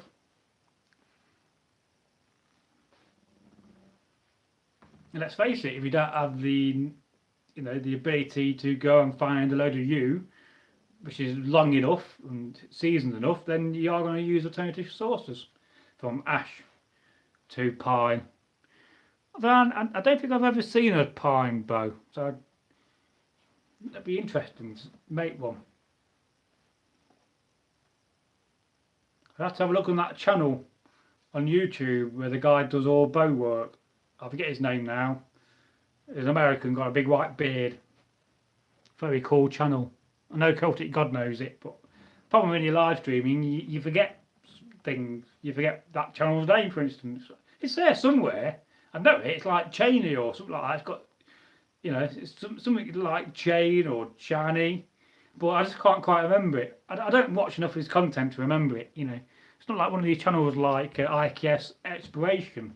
Now here's a great channel for you guys. If you like urban exploration, and this guy called In from the channel IKS Exploration, they go around and they look at World War II and Cold War sites and bunkers. Really, really nice, professional run channel. And nice people too. Because often we forget on YouTube that, well, you come to watch the content, you come to watch the people. So, but some cases of bows brought back by the ringing guard, which were horn resin composite bows. Oh yes, and that alone is a very interesting subject. I mean, composite bows are very old and an amazing piece of work. I mean, the craft and the ability to bond wood together over 1,000 years ago kind of blows my mind. And you're thinking that, well, that glue may have been made out of simple ingredients like milk and sour vinegar and the water from ash. Very simple ingredients, and you would have been bonding wood for bows using that. Whether they use a better glue, I don't know. Would the same glue have been used? No doubt they would have had many different recipes for glues, and we have lost some of those recipes, but some of them we do know, like how to make glue out of milk. Hornwood and sinew. Oh yeah, I've heard that before. Oh yeah. And it must have been quite amazing, you know, you've been a Varangian guard and decided that you're getting to the state where, and the age where you want to go back home for your last time, and you come back and you appear with this amazing bow, which nobody's seen before. People would have think and been amazed by that. They would have said, well, that's a gift of the gods even. And it's the same with, you know, if you lived in a poor village, when a group of guys on horses came by for some water and some food or lodgings, and they had mail and swords. If you'd not seen Oz of Iron, then that would have been quite amazing, and you would have been stunned and shot by the wolf. Some people had.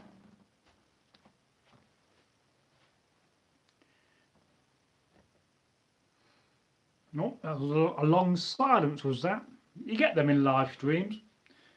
I mean, people take it for granted that you can just appear in front of a camera, hey, here we are, and then just keep talking for like 90 minutes, or, as in the other day, nearly 4 hours. But, you know, you just do it, and you get used to being in front of the camera. That's the most hardest thing, is just getting past that stage of appearing on camera the first time. A vid on the Varangian Guard would be awesome. It would indeed. It is actually on the list. And I also believe it's also in the folder of historical content to cover on the general section. But it's like all things, it's a matter of either me sitting down and doing the research so that I got enough notes, you know, in this kind of a form, so that I can read off them on camera or learn it. They're trying to learn notes, especially when you got videos where you may have 3 pages or 4 pages of notes. It can be very difficult to remember it all. So it's just a matter of getting myself to either do the notes. Once the notes are done, then that video is accessible for either myself to record or Egil to record, or both of us to sit down. Although I do like the format of like the hordes, how I record a video of a horde and then do a second video of Egil. Although we also tried that the other day the other way around, where Egil did the first video on a subject which I can't pronounce. It's the brachioteers, the old Roman style brooches. You made a video which that'll be out on Saturday. Only a short video. So have you heard Varangian Guard by Churissas? And Bob says no, I haven't either. So, and I know some of the bands you mentioned to me I've never heard of, but hey ho, there it goes. But that's another thing, amazing thing about music. There's so many bands out there. So, and Thomas Dale says, in these words, I'm sharing it here for later reference. Oh, that's cool. Let me just get some more drinks so I'm not getting all... Back in a second. Give me 30 seconds. I'm getting thirsty. I'm still there. That's the noise of a plastic bottle being squeezed. If there's milk in the car that made that noise, I'll be rather worried. That's far better. They drink some funny liquid in Frankie, don't they? I've ordered a barrel of Frankie's wine and end up with some blue stuff. I'm sure I've been done. Oh, we're back to 2 again. Hey, never mind. Well, it's always a pleasure to hang out with you guys in these live streams. We're back to 3 again. Oh, good things coming 3s. And of course, 3 is a magic number. 3 is a magic number. Oh yeah. So I won't do no more of that, I promise. You'll be getting me singing the song about whales next. Oh, there's a link for that, so we can have a look at that later on.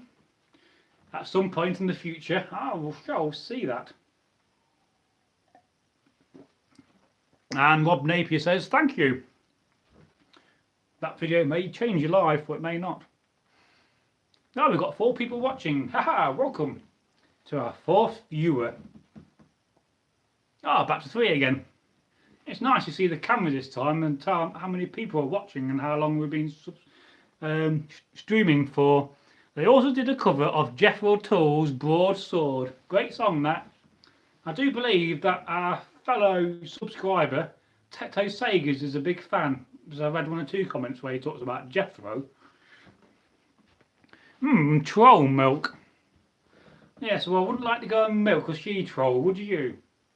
There was once a man who lived in a wood, and he was a woodsman. And one day he had to go and milk a troll. He said, I'm not doing that, I'm going to stay chopping wood. So he did. End of story. Short folk tale there for you. But luckily, I never recall any folk tales about milking a sheep or cow. And of course, we often forget that, you know, milk from the sheep was often used back in the day. I mean, I can't imagine these days going down to Tesco's and getting a jar of sheep's milk. Or a bottle. Got any sheep's milk? No? Right, see a duck. Of course, duck is a local saying around here for anybody you like. Hey up, duck. How's it going, duck? Hey up, duck. Not seen you for a while. Of course, the other one I get called in this house is sausage. My dad will often say to me, hello, sausage, what are you doing? So there you go. Funny what your parents call you.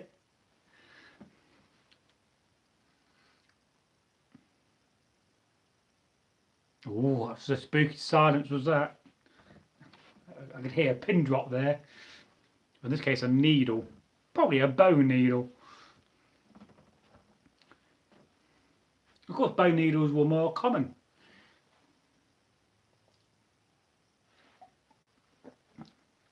Yes, a comment here. Tecto does like his 70s and 80s rock and metal. He does indeed. I believe he must be older than me. But how much, I don't know. Because he may probably watch this tomorrow. Leave a comment saying he's 52. But who knows? Oh look, my hand went off screen there. I am wearing authentic shoes. They're getting a bit squeaky now. It's always a problem when you're filming Egil, when I'm going around the room here. I can hear my boots squeaking. So if you listen to the videos, you can hear Bragi's squeaky boots.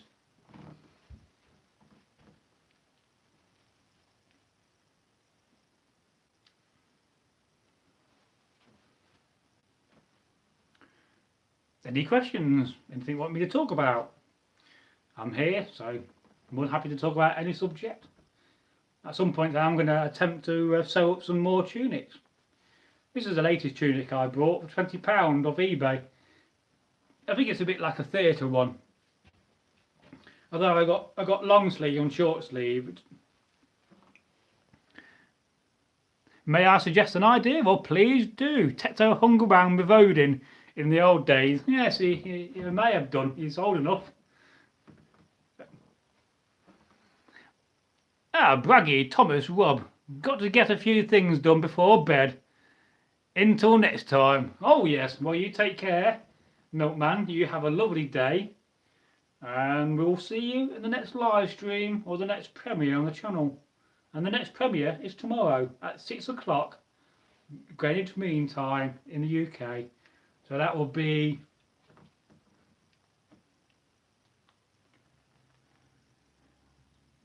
about 2 in the afternoon for you. So Godspeed indeed, sir. I salute you. Was hail, or Dick was hail, ik thank you thee. I thank you in Saxon. Yes, I am learning 1 or 2 Saxon words. I must stand still for a bit. Very hard. I could sit down. But I often find that when you stand up to do your live streams or talk, you talk better. I don't know. Do you find that? Do you think talking is better standing or sitting? It's just one of those weird things you think about as you make content. Yes, 1 PM Eastern Time. I know you're roughly around that time. Like I said, I had to go when I went to Tennessee.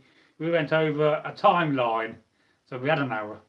It was quite a weird experience for us, being English.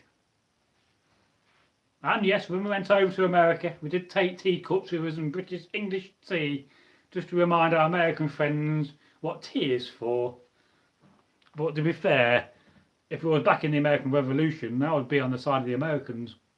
Oh yes, good old Maryland State uniform for me. Or perhaps I could be Pennsylvania Light Infantry. They had a nice blue jacket with a red frontage. But as we say, that's another history, era history, and at some point we may see a later channel we may do together. Me and Egil, we'll see. What's the space? It won't be this year, I can assure you there. We've got too much on this year. Oh, I sounded weird there. Weird when I said yeah. You say some strange things in live streams. I look back one day and think, oh God, did I really look like that?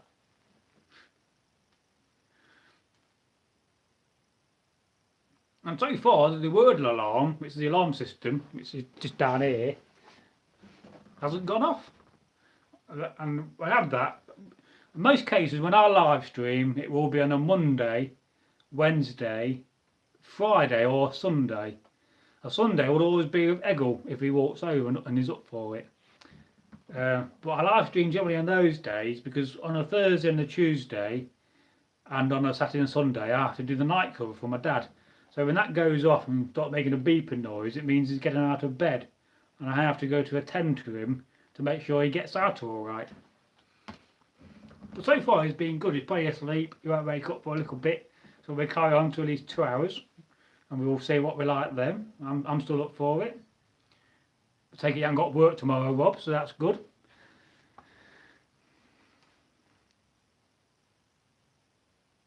Yeah. So the idea is to have an open fire. We have thought about that. I do have a 19th century wood burning box, which we could set up off camera in front of us and have some flames and smoke going. So yeah, that's been something I've been thinking about for a while. And also probably in the summertime I might set up my Anglo-Saxon side tent and leave it up for a few weeks, and then have a kind of a setup where we can film from that as well. But I would really like to create the 4 candle sketch with a kind of an Anglo-Saxon Viking theme to it, where we stand outside a tent, and one of us is going to be a tradesman and the other is going to be wanting to buy ridiculous things like hose. Luckily, if the Vikings had a hose, well, I can't think what the other equivalent's going to be. But I just like the idea of recreating some of these very comical, funny sketches I've seen in the past. It's just more in real life content, as we call it. Oh yeah. I don't think this is going to be the longest live stream, as that was 3 hours 45 minutes. But so far the battery's doing fine.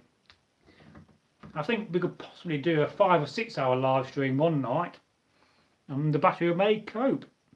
Although I have today, not long back, just before this, went and bought a new battery power back pack. This one's rated at 100,000, but my new one's 300,000. And there's also a torch. Get in! Oh, what more do you want? Multi-use item.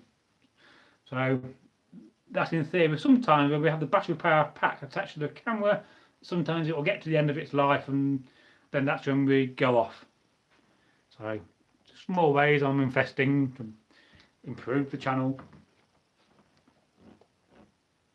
Of course, I could actually film this separately with a new camera and then edit it afterwards, but I've got enough videos to edit at the moment from Tuesday when we filmed. Egil did a really good job, and he really liked the new camera. So tomorrow night, Rob, watch out at 6 o'clock UK time. There's a premiere of Egil telling a folk tale, because I keep forgetting what day it is, tomorrow, of him telling a folk tale of the Irishman and the bull. This is where an Irishman meets a massive bull in a clearing. No, I'm looking around for a big one. Also about Bragi and Egil visit Jorvik. Yeah, I mean, travelling is something we do want to do in the future, but for me, the main problem I have there is there's only 5 afternoons where I can get out of the house between 1 o'clock and 6 o'clock. So it will take some planning to do that in the future. And I'll probably mean either having someone to cover for my dad or put my dad in respite, which I prefer not to do. It's very difficult when you care for somebody, you just can't get out. You know, you just can't afford to leave them on their own. You fall over once, and when you get old, your hands are basically in the hands of the social services. It's very scary. You work all your life, you pay for a mortgage, you get Alzheimer's, and you end up potentially losing everything, and also having all your rights of what you want to do. Okay, we'll be there for the premiere. Cool, yeah. And also in that video, I do some interpretive dance in the background. So, something I wanted to try. I think I kept on making Egil laugh during it. It's not a long video. As often when we record a folktale, we just record the first one, so often they're the shortest. If I spent all day recorded, let's say, 2 folktales of Egil, and did 4 or 5 versions of each one, then I'll assure you that by the time we get to the 4th or 5th telling, they'll be much longer. Oh yes, this I got to see. Yeah, basically like me doing this in the background, simulating walking, you know, doing a few hand gestures. It was an idea from the channel of the Guild of Green Men and Woodrose from a man from Virginia called Thorbert, where in a comment he said he really wanted to see us with one of us tell a folk tale and the other one do some interpretive dance. And naturally I think this will be much better outside, as you'll have some more room. But also in the comments I did leave in the description section, and I will make a comment and pin it, that if you want to see an Egil version of me telling a folk tale and Egil doing some dancing in the background, interpretive dance, then we will do that as well. Remember, my money's gone. It's money, yeah. M&E's money. Yes, this I've got to see. Sorry, mime is money.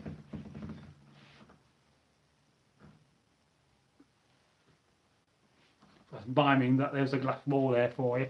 But it's very difficult when you've got a glass in your hand.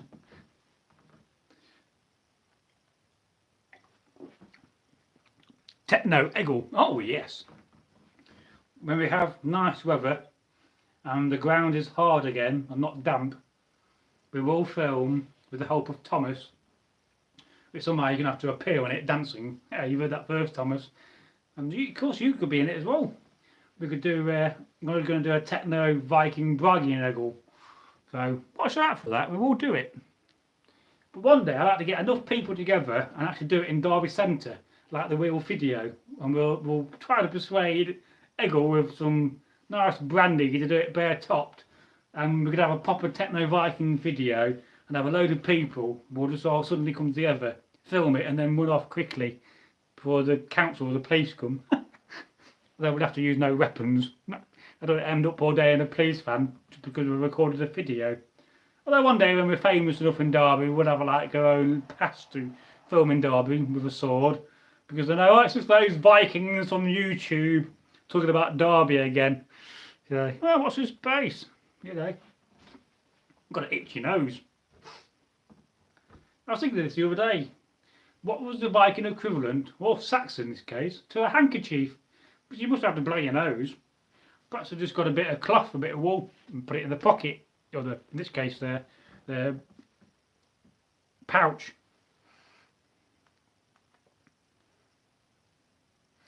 There's old Olaf in the longhouse. Oh, I can't go raiding this year. I've got a terrible, terrible cold. It's not a new thing, I don't think.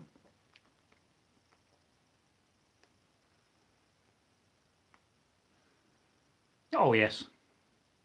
I'm just looking at myself there in camera. I'm getting mesmerised. Look, who's that there? It's funny, isn't it? I was thinking this the other day when you look at yourself in the mirror. It's quite a strange thing. But back in the day, you know, the Dark Ages, a mirror would have been a very rare thing. So, you know, you may have seen your reflection in water, the pond, but we take mirrors for granted. So the Viking version of hanky was a shirt sleeve, or a tunic sleeve in this case.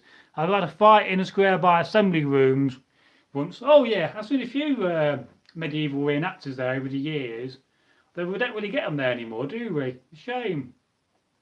But my old mate Sean Devereaux used to do a medieval group. Did some combat there. And there was that dude from the Kedleston medieval group, but I can't remember his name or what happened to him. But somewhere I got his halberd. This medieval spear type thing. It's too late for our period. I wasn't so much into the later medieval era as I was the Dark Ages. It was just too brutal for me. Not enough nice bling. Now I have been looking recently at some of the very nice websites on Etsy. There's one called Wolfland, which you could literally spend a whole fortune on Viking gear. Very nice jewellery. In fact, I may spend some money and buy one or two little bits. Was the 250th anniversary of the body print? Oh yeah. Oh, there's a Jacobite, yes. Yes, I was telling that story the other day of when some regular members from Derby took part, were invited, and they kind of went at it a bit too more seriously, as they was used to doing hand combat and had strange looks from some of the other reenactors. I did try to join a society that's closely linked to that period, but they never got back to me. It always baffles me about reenactment societies is that if you're trying to grow, or groups, and somebody's interested, why would you not get back to somebody? But then again, I had that with the Derby group when I first contacted them.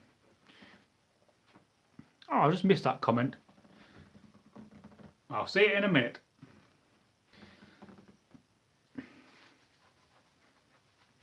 Just scratching my old side there, as a Viking would do. Where my latest cloak I made.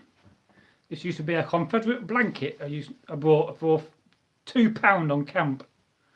And I used this for many years as my blanket.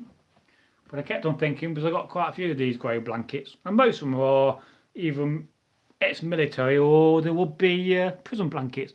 I got one decent fight though. Oh yes. You can't beat a decent fight, can you? Oh, my feet are getting sore standing up. I'm not used to standing. I do a lot of sitting down in my life. Not a choice, it's that you just sit down a lot. We all can't be busy, active Vikings. We can try. If we do that, we get weird lights. Oh, spooky.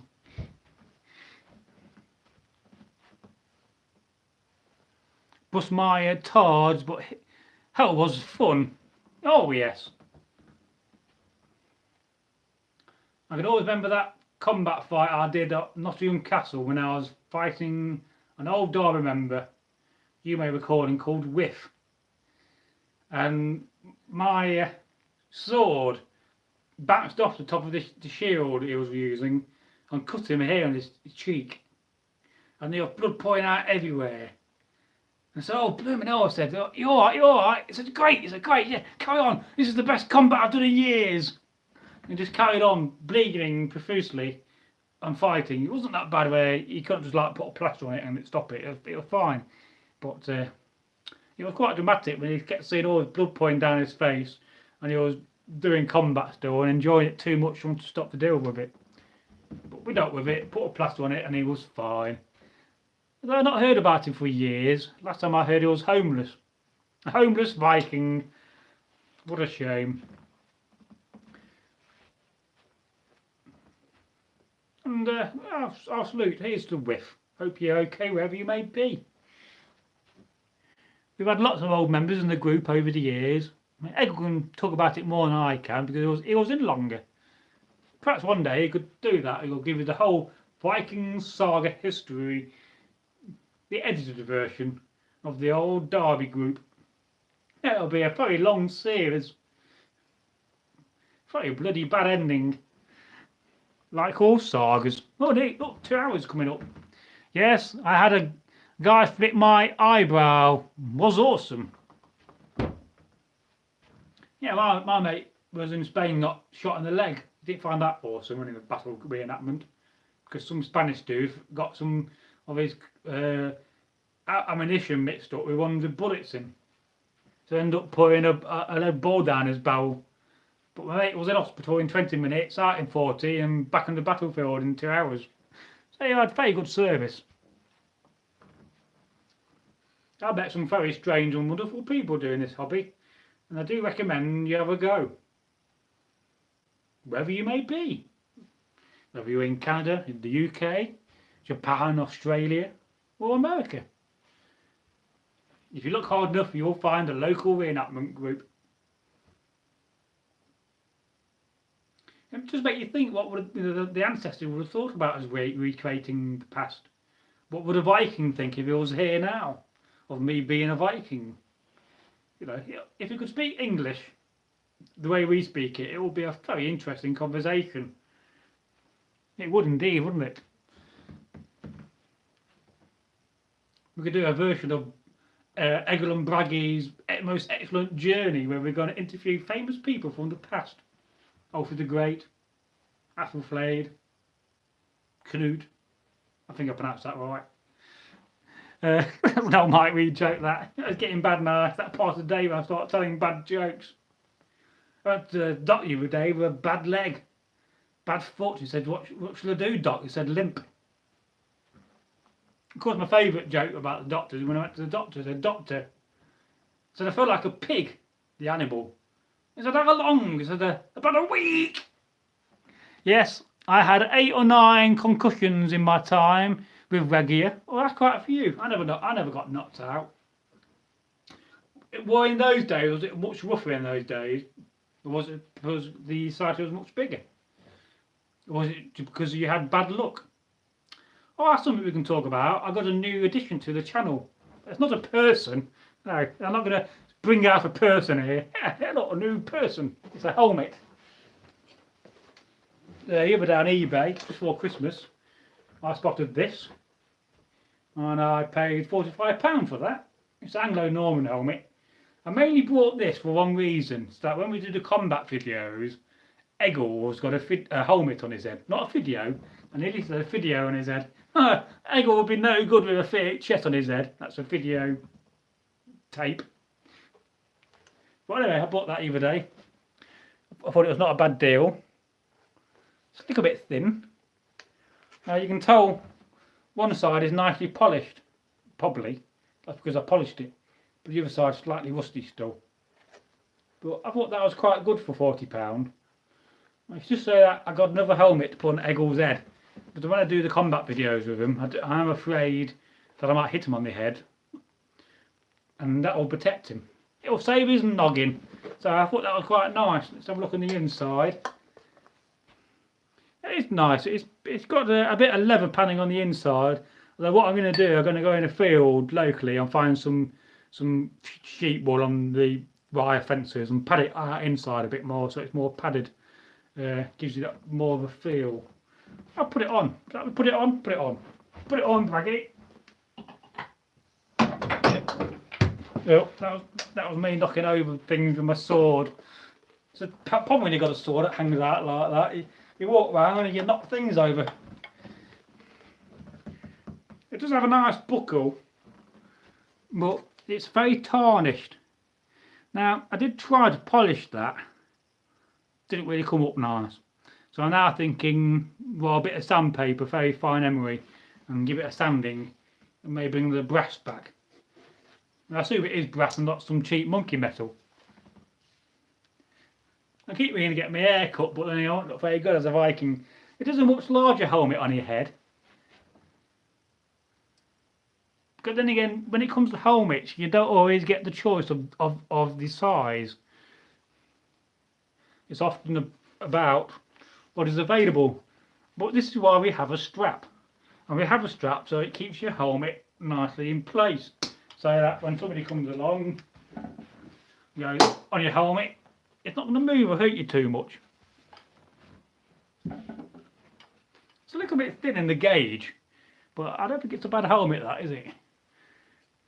I think the nose piece is slightly crooked. It's been wrapped here at some point. This used to belong to a guy from, I believe, Bragi Magnarsson.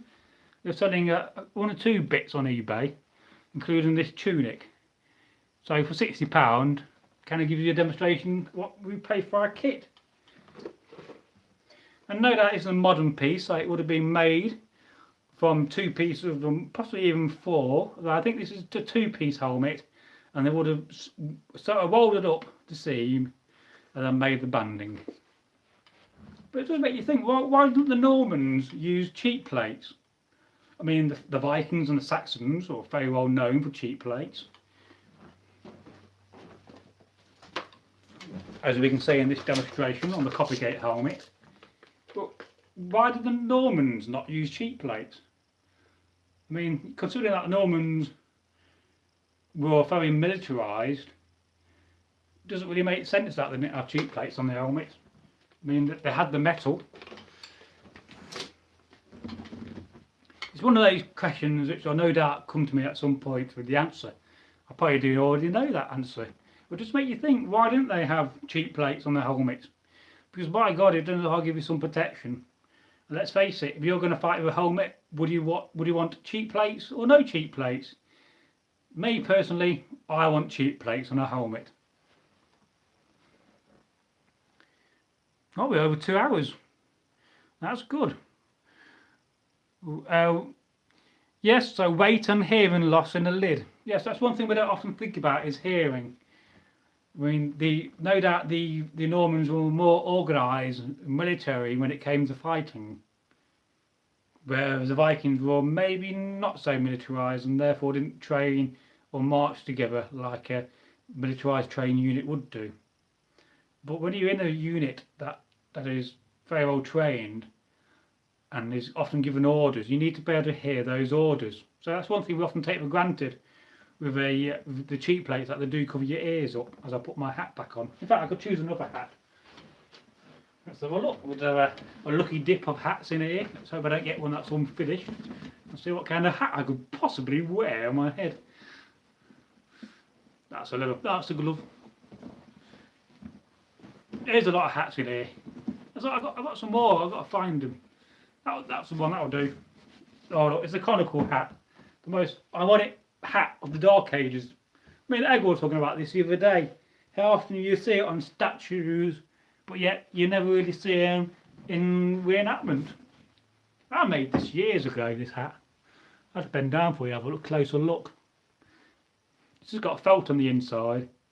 So the most difficult thing about making this hat was coming up with a pattern that covered my head diameter. But once I'd done that, it was very easy to make. In fact, you know, you can make one of them in a couple of hours. And we often have different hats, just to say that. I mean, typically in my videos, I will try to wear different clothing much as often as I can. Whether that's just changing my cloak or my over tunic. But often with Egil, he struggles with that. Hey Bragi, at some point do a knife fighting video too. Yeah, I think we have done a short one on that, but I don't think we did it long enough. So I think, or was it? We did one. I think we did one langseax versus scramseax. So at some point we do scramseax versus scramseax. So bear that with us. I do have a long list on quite a few folders of ideas, and I reckon if I add them all up all together, we probably got somewhere between at least 500 and 1,000 pieces of content to make in planning. So it does show you it's a lot of work involved in the channel. Oh, we're down to 1 again. If we go down to 0, I'll go. Go get some food. Cool, count me in for that. Cool. I'm sure that the weekends will be better for you for filming. So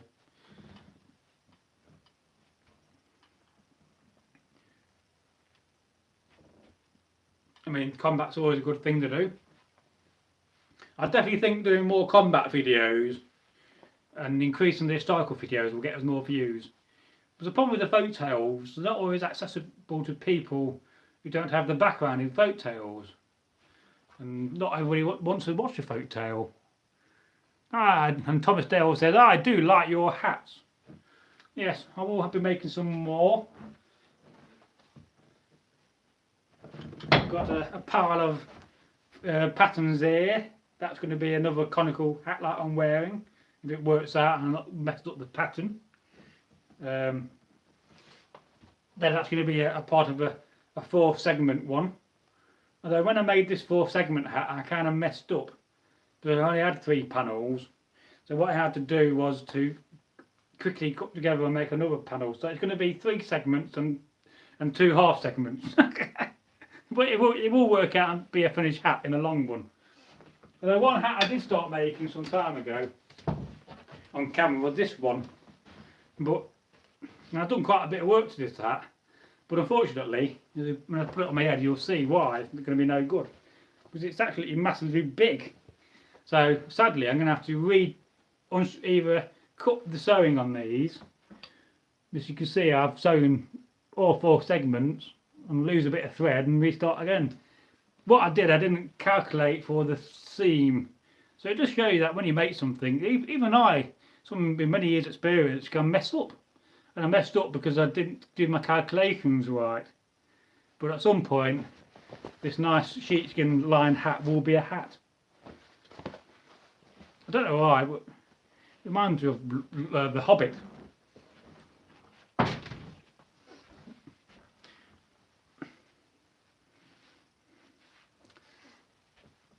Probably with this hat, you can't quite see the top of it. Everybody think, what are you wearing? You wearing like a strange hat with a flat on the top. But no, it is a conical peaked hat. It's peaky. Of course, it's often the kind of hat that Odin would have been seen wearing. And if you think of the famous statue of Thor holding his hammer, though upside down, you'll see him wearing a hat like this. Okay, our best split. Well met, Thomas and Bragi, and for now, Ulrich bids you farewell. Well, farewell, Ulrich. And no doubt we'll see you in a live stream or a video in the future. Again, it's been a very successful live hangout. And I think at this point, when we're down to just me and you, Thomas, we'll probably decide to finish the live stream, because I've not had no food today yet. Farewell, Rob. Those are the words of Thomas Dale. It needs a bell in the end, says Thomas Dale. Well, it'll be ringling and jingling all the time. I'm not an elf, Santa, you know. One hopes. Oh, yes. Indeed.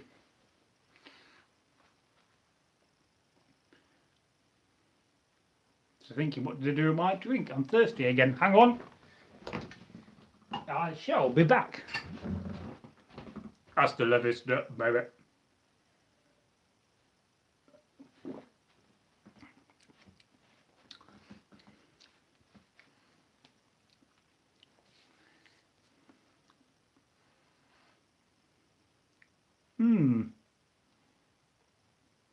Ah, the Troll's Milk. Yeah, the folk tale of that. The Troll's Milk. It's about a man, a farmer. They're always a farmer, you know. Well, a lot of the time they often are. And there he is, you know, he sees some troll light. But this is no ordinary troll light. Well, this is a supernatural troll light. With a massive bottle of milk. Or in this case, a massive cauldron of milk next to it. And it is said that if you don't blink and you can creep up, you too can get the milk of the troll. Sounds bloody awful to me. Would you drink a glass of troll milk, Thomas? But it does remind you of that Swedish folk tale of how to trick a troll. One that I do intend to learn. I do know it fairly well now. So I could do a version on camera for a go. But I still have to record it on camera for a folk tale. It is one that Tyrkir Thorkelson told. Oh, only wanted to be sick, indeed. Yes. It's a new milkshake that McDonald's is starting. It's called Ugly Evil Duck of Evil Troll Milk. Yes, imagine Kentucky Fried Chicken started doing Kentucky Fried Duck of Evil. Would you go there and buy some? Risking what it might do to you.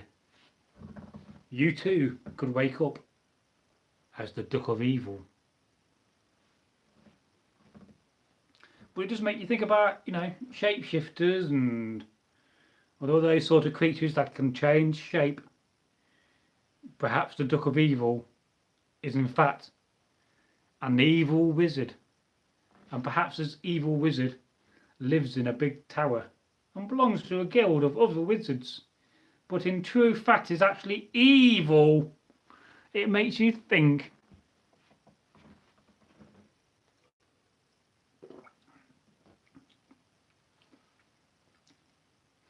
So, once in the place in Sweden, there was a farmer.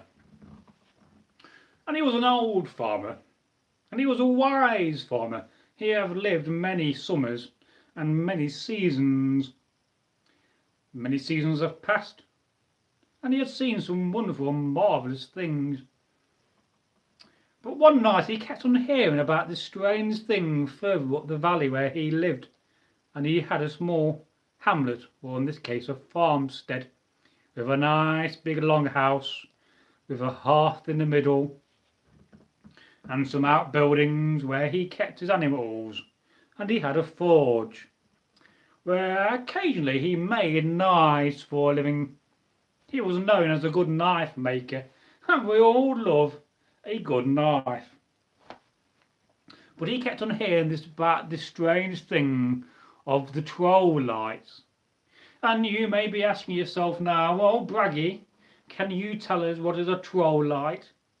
And can you tell us about trolls? Oh no, I can't. Yes, I can. Yes. So trolls. Now in Norway, to the west, the trolls are said to be ginormous.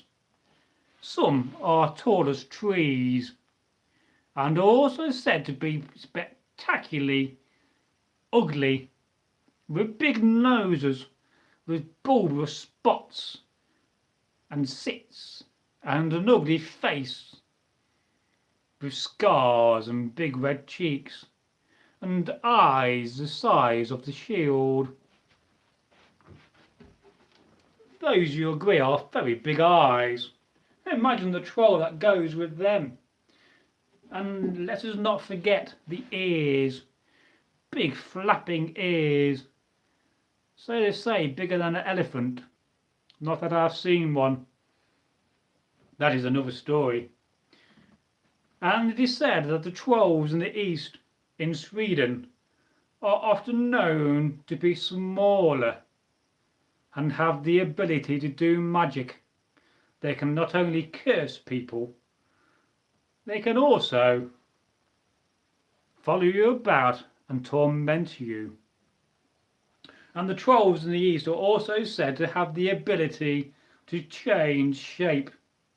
For it is said that they could be a mouse, and they could be a horse, or evil, or even a duck of evil. But one thing they will never be is an onion. And our man, he kept on hearing our farmer, for often in the times of the old, our tales revolve around farmers. For after all, you have to eat. And in order to eat, you need two things. You need either coin or crops. Most people did not have the coin, so they grew. And yes, it is an onion, a speckled onion, to the channel.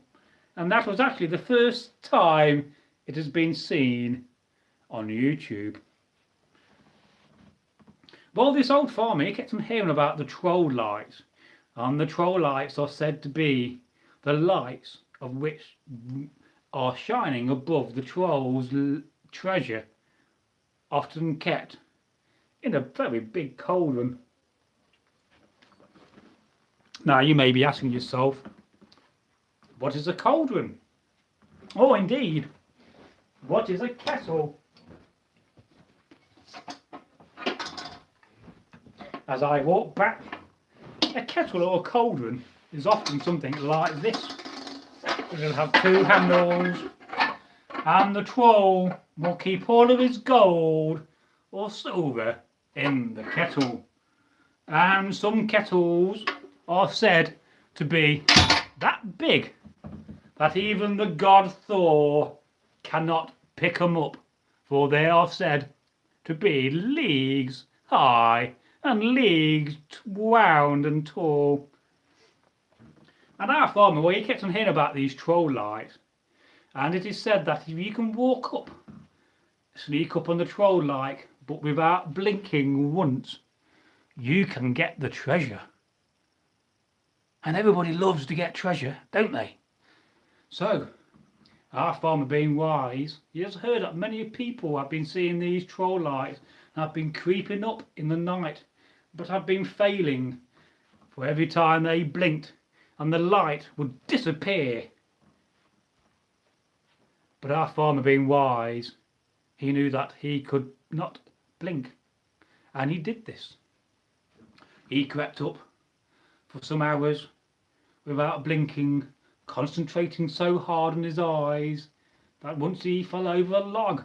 But even then he managed not to blink, and he managed to get up. And in the end he came to a cave in the wood, and outside was a fire, and by that fire was a large cauldron, so large it made his eyes go even wider. Then he blinked, but then it was by it, so the troll light did not disappear but stay lit. But then something very big came out of the wood, and you know what often comes out of woods, don't you, Thomas? Yes, it is a very large and big troll, and this is a very, very big troll, for it is not only a shapeshifter, it also has blood from the west, so it is very big. And troll is often the word used to describe a giant, although in later medieval times the word troll in lower mythology often describes any type of lower class being. And that farmer, being very wise, he knew that if he got his knife out quick and he threw his knife into the cauldron, he could diffuse the magic. And this is what he did. He very quickly, being very clever, he threw his knife into the cauldron. It diffused the magic, and he was able to pick it up. And very quickly he legged it. His legs with the cauldron. In a minute, I'm going to demonstrate that. And he legged it, and the troll was following behind him. But it was suddenly getting daylight. And we all know that trolls do not like daylight. So he very quickly realised that he had lost his treasure. But in order to stay alive and not be turned into stone, for it is often said about trolls that if they remain in the daylight, they will turn into a troll. He soon disappeared in the wood and was never seen in that valley ever again. And as for the farmer, well, he got some of the treasure and he buried it. It was a sacrifice to the gods, for he was very happy. And the rest of it he spent on food, and he got some servants, and he had a far better life. The end of the tale.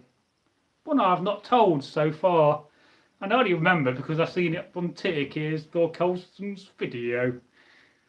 And that is the Swedish folk tale of how to trick a troll. It's also known as The Troll is Tricked. It has a few names. I do hope you like that for the end of this live stream. Now, I often do like to end live streams with a little folk tale like that. As I think about it, I got to repair some of my nails on my sword, and I'll just do that. Was that a wonderful tale? And did you like the onion? There we go. I'm knocking back my pins and my sword. It's not my sword. It's for the mounting on the top of it. Well, I think we've done well there, Thomas. I think that was a most excellent live stream. I'm now looking forward to seeing it render and appear probably by the morning, and to see what it's like. Just hang on a minute, let's just do a test with the mic.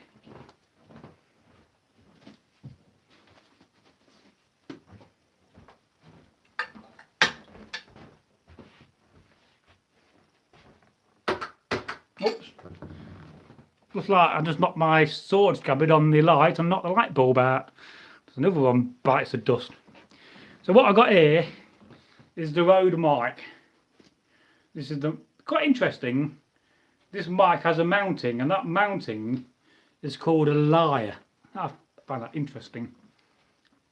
Very good mic. They're about £50. This is what I've been using for the indoor shooting.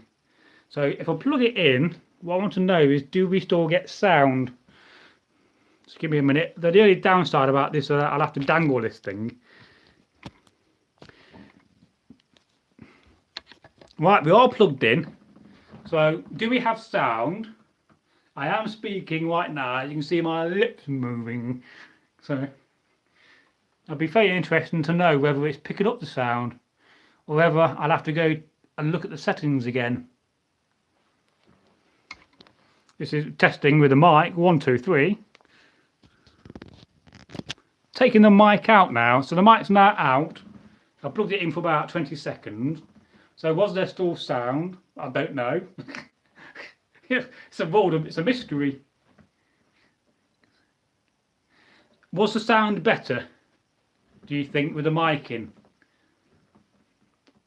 Do we put it back in again and speak for a few minutes? Because in theory it should be better than the internal mic on the phone, because this is a decent mic and that won't be.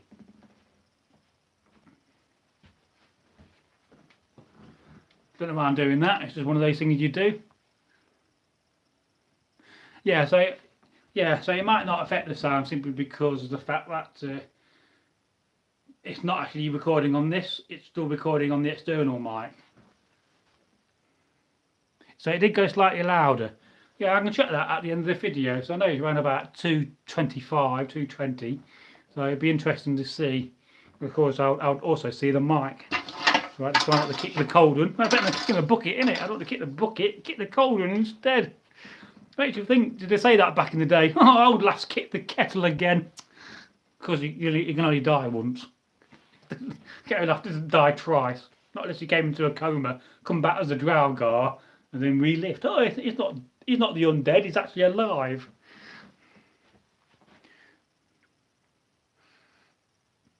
Oh yeah, 227. Oh, and another thing I've recently tidied up is this. You might see a big difference in this. I've also tidied this axe up, been polishing it quite a bit. I think you agree, that's quite nice, that. I like it when you get that nice shiny effect. Because I would have managed and taken care of the kit the best I can. I like this axe because you can do this with it. When you walk it, and this is a sharp axe, and our sharp thing is very sharp. But I like this because you can walk around, carry it over your neck when you're about to go up, and then you can bang your wood out and put it back over your neck again. And I'd often be seeing them camp, because I used to take this axe to the American Civil War camp because it's one of the best axes I've got for knocking out logs. And in an afternoon I could knock out every single log we get provided, and that'd be a lot of them. You know, be a pile big in this room, and I can just knock them out with that, and somebody helping me, because I'm an excellent woodsman. I just love chopping wood. Actually, the other day I watched a video on how to make shingles, and they was making shingles out of chestnut, and they generally got a piece of wood that would be about 16 inches wide, a log. Right, that's the word alarm going off, so at that point I'm going to end this. So until the next time we meet again, it is goodbye, and we'll see you in the next live stream. I must go, so goodbye. I thank you for watching. It thanky thee, as you would say in old Saxon. I thank you. And I'll speak to you very shortly, Thomas, in the chat. Goodbye.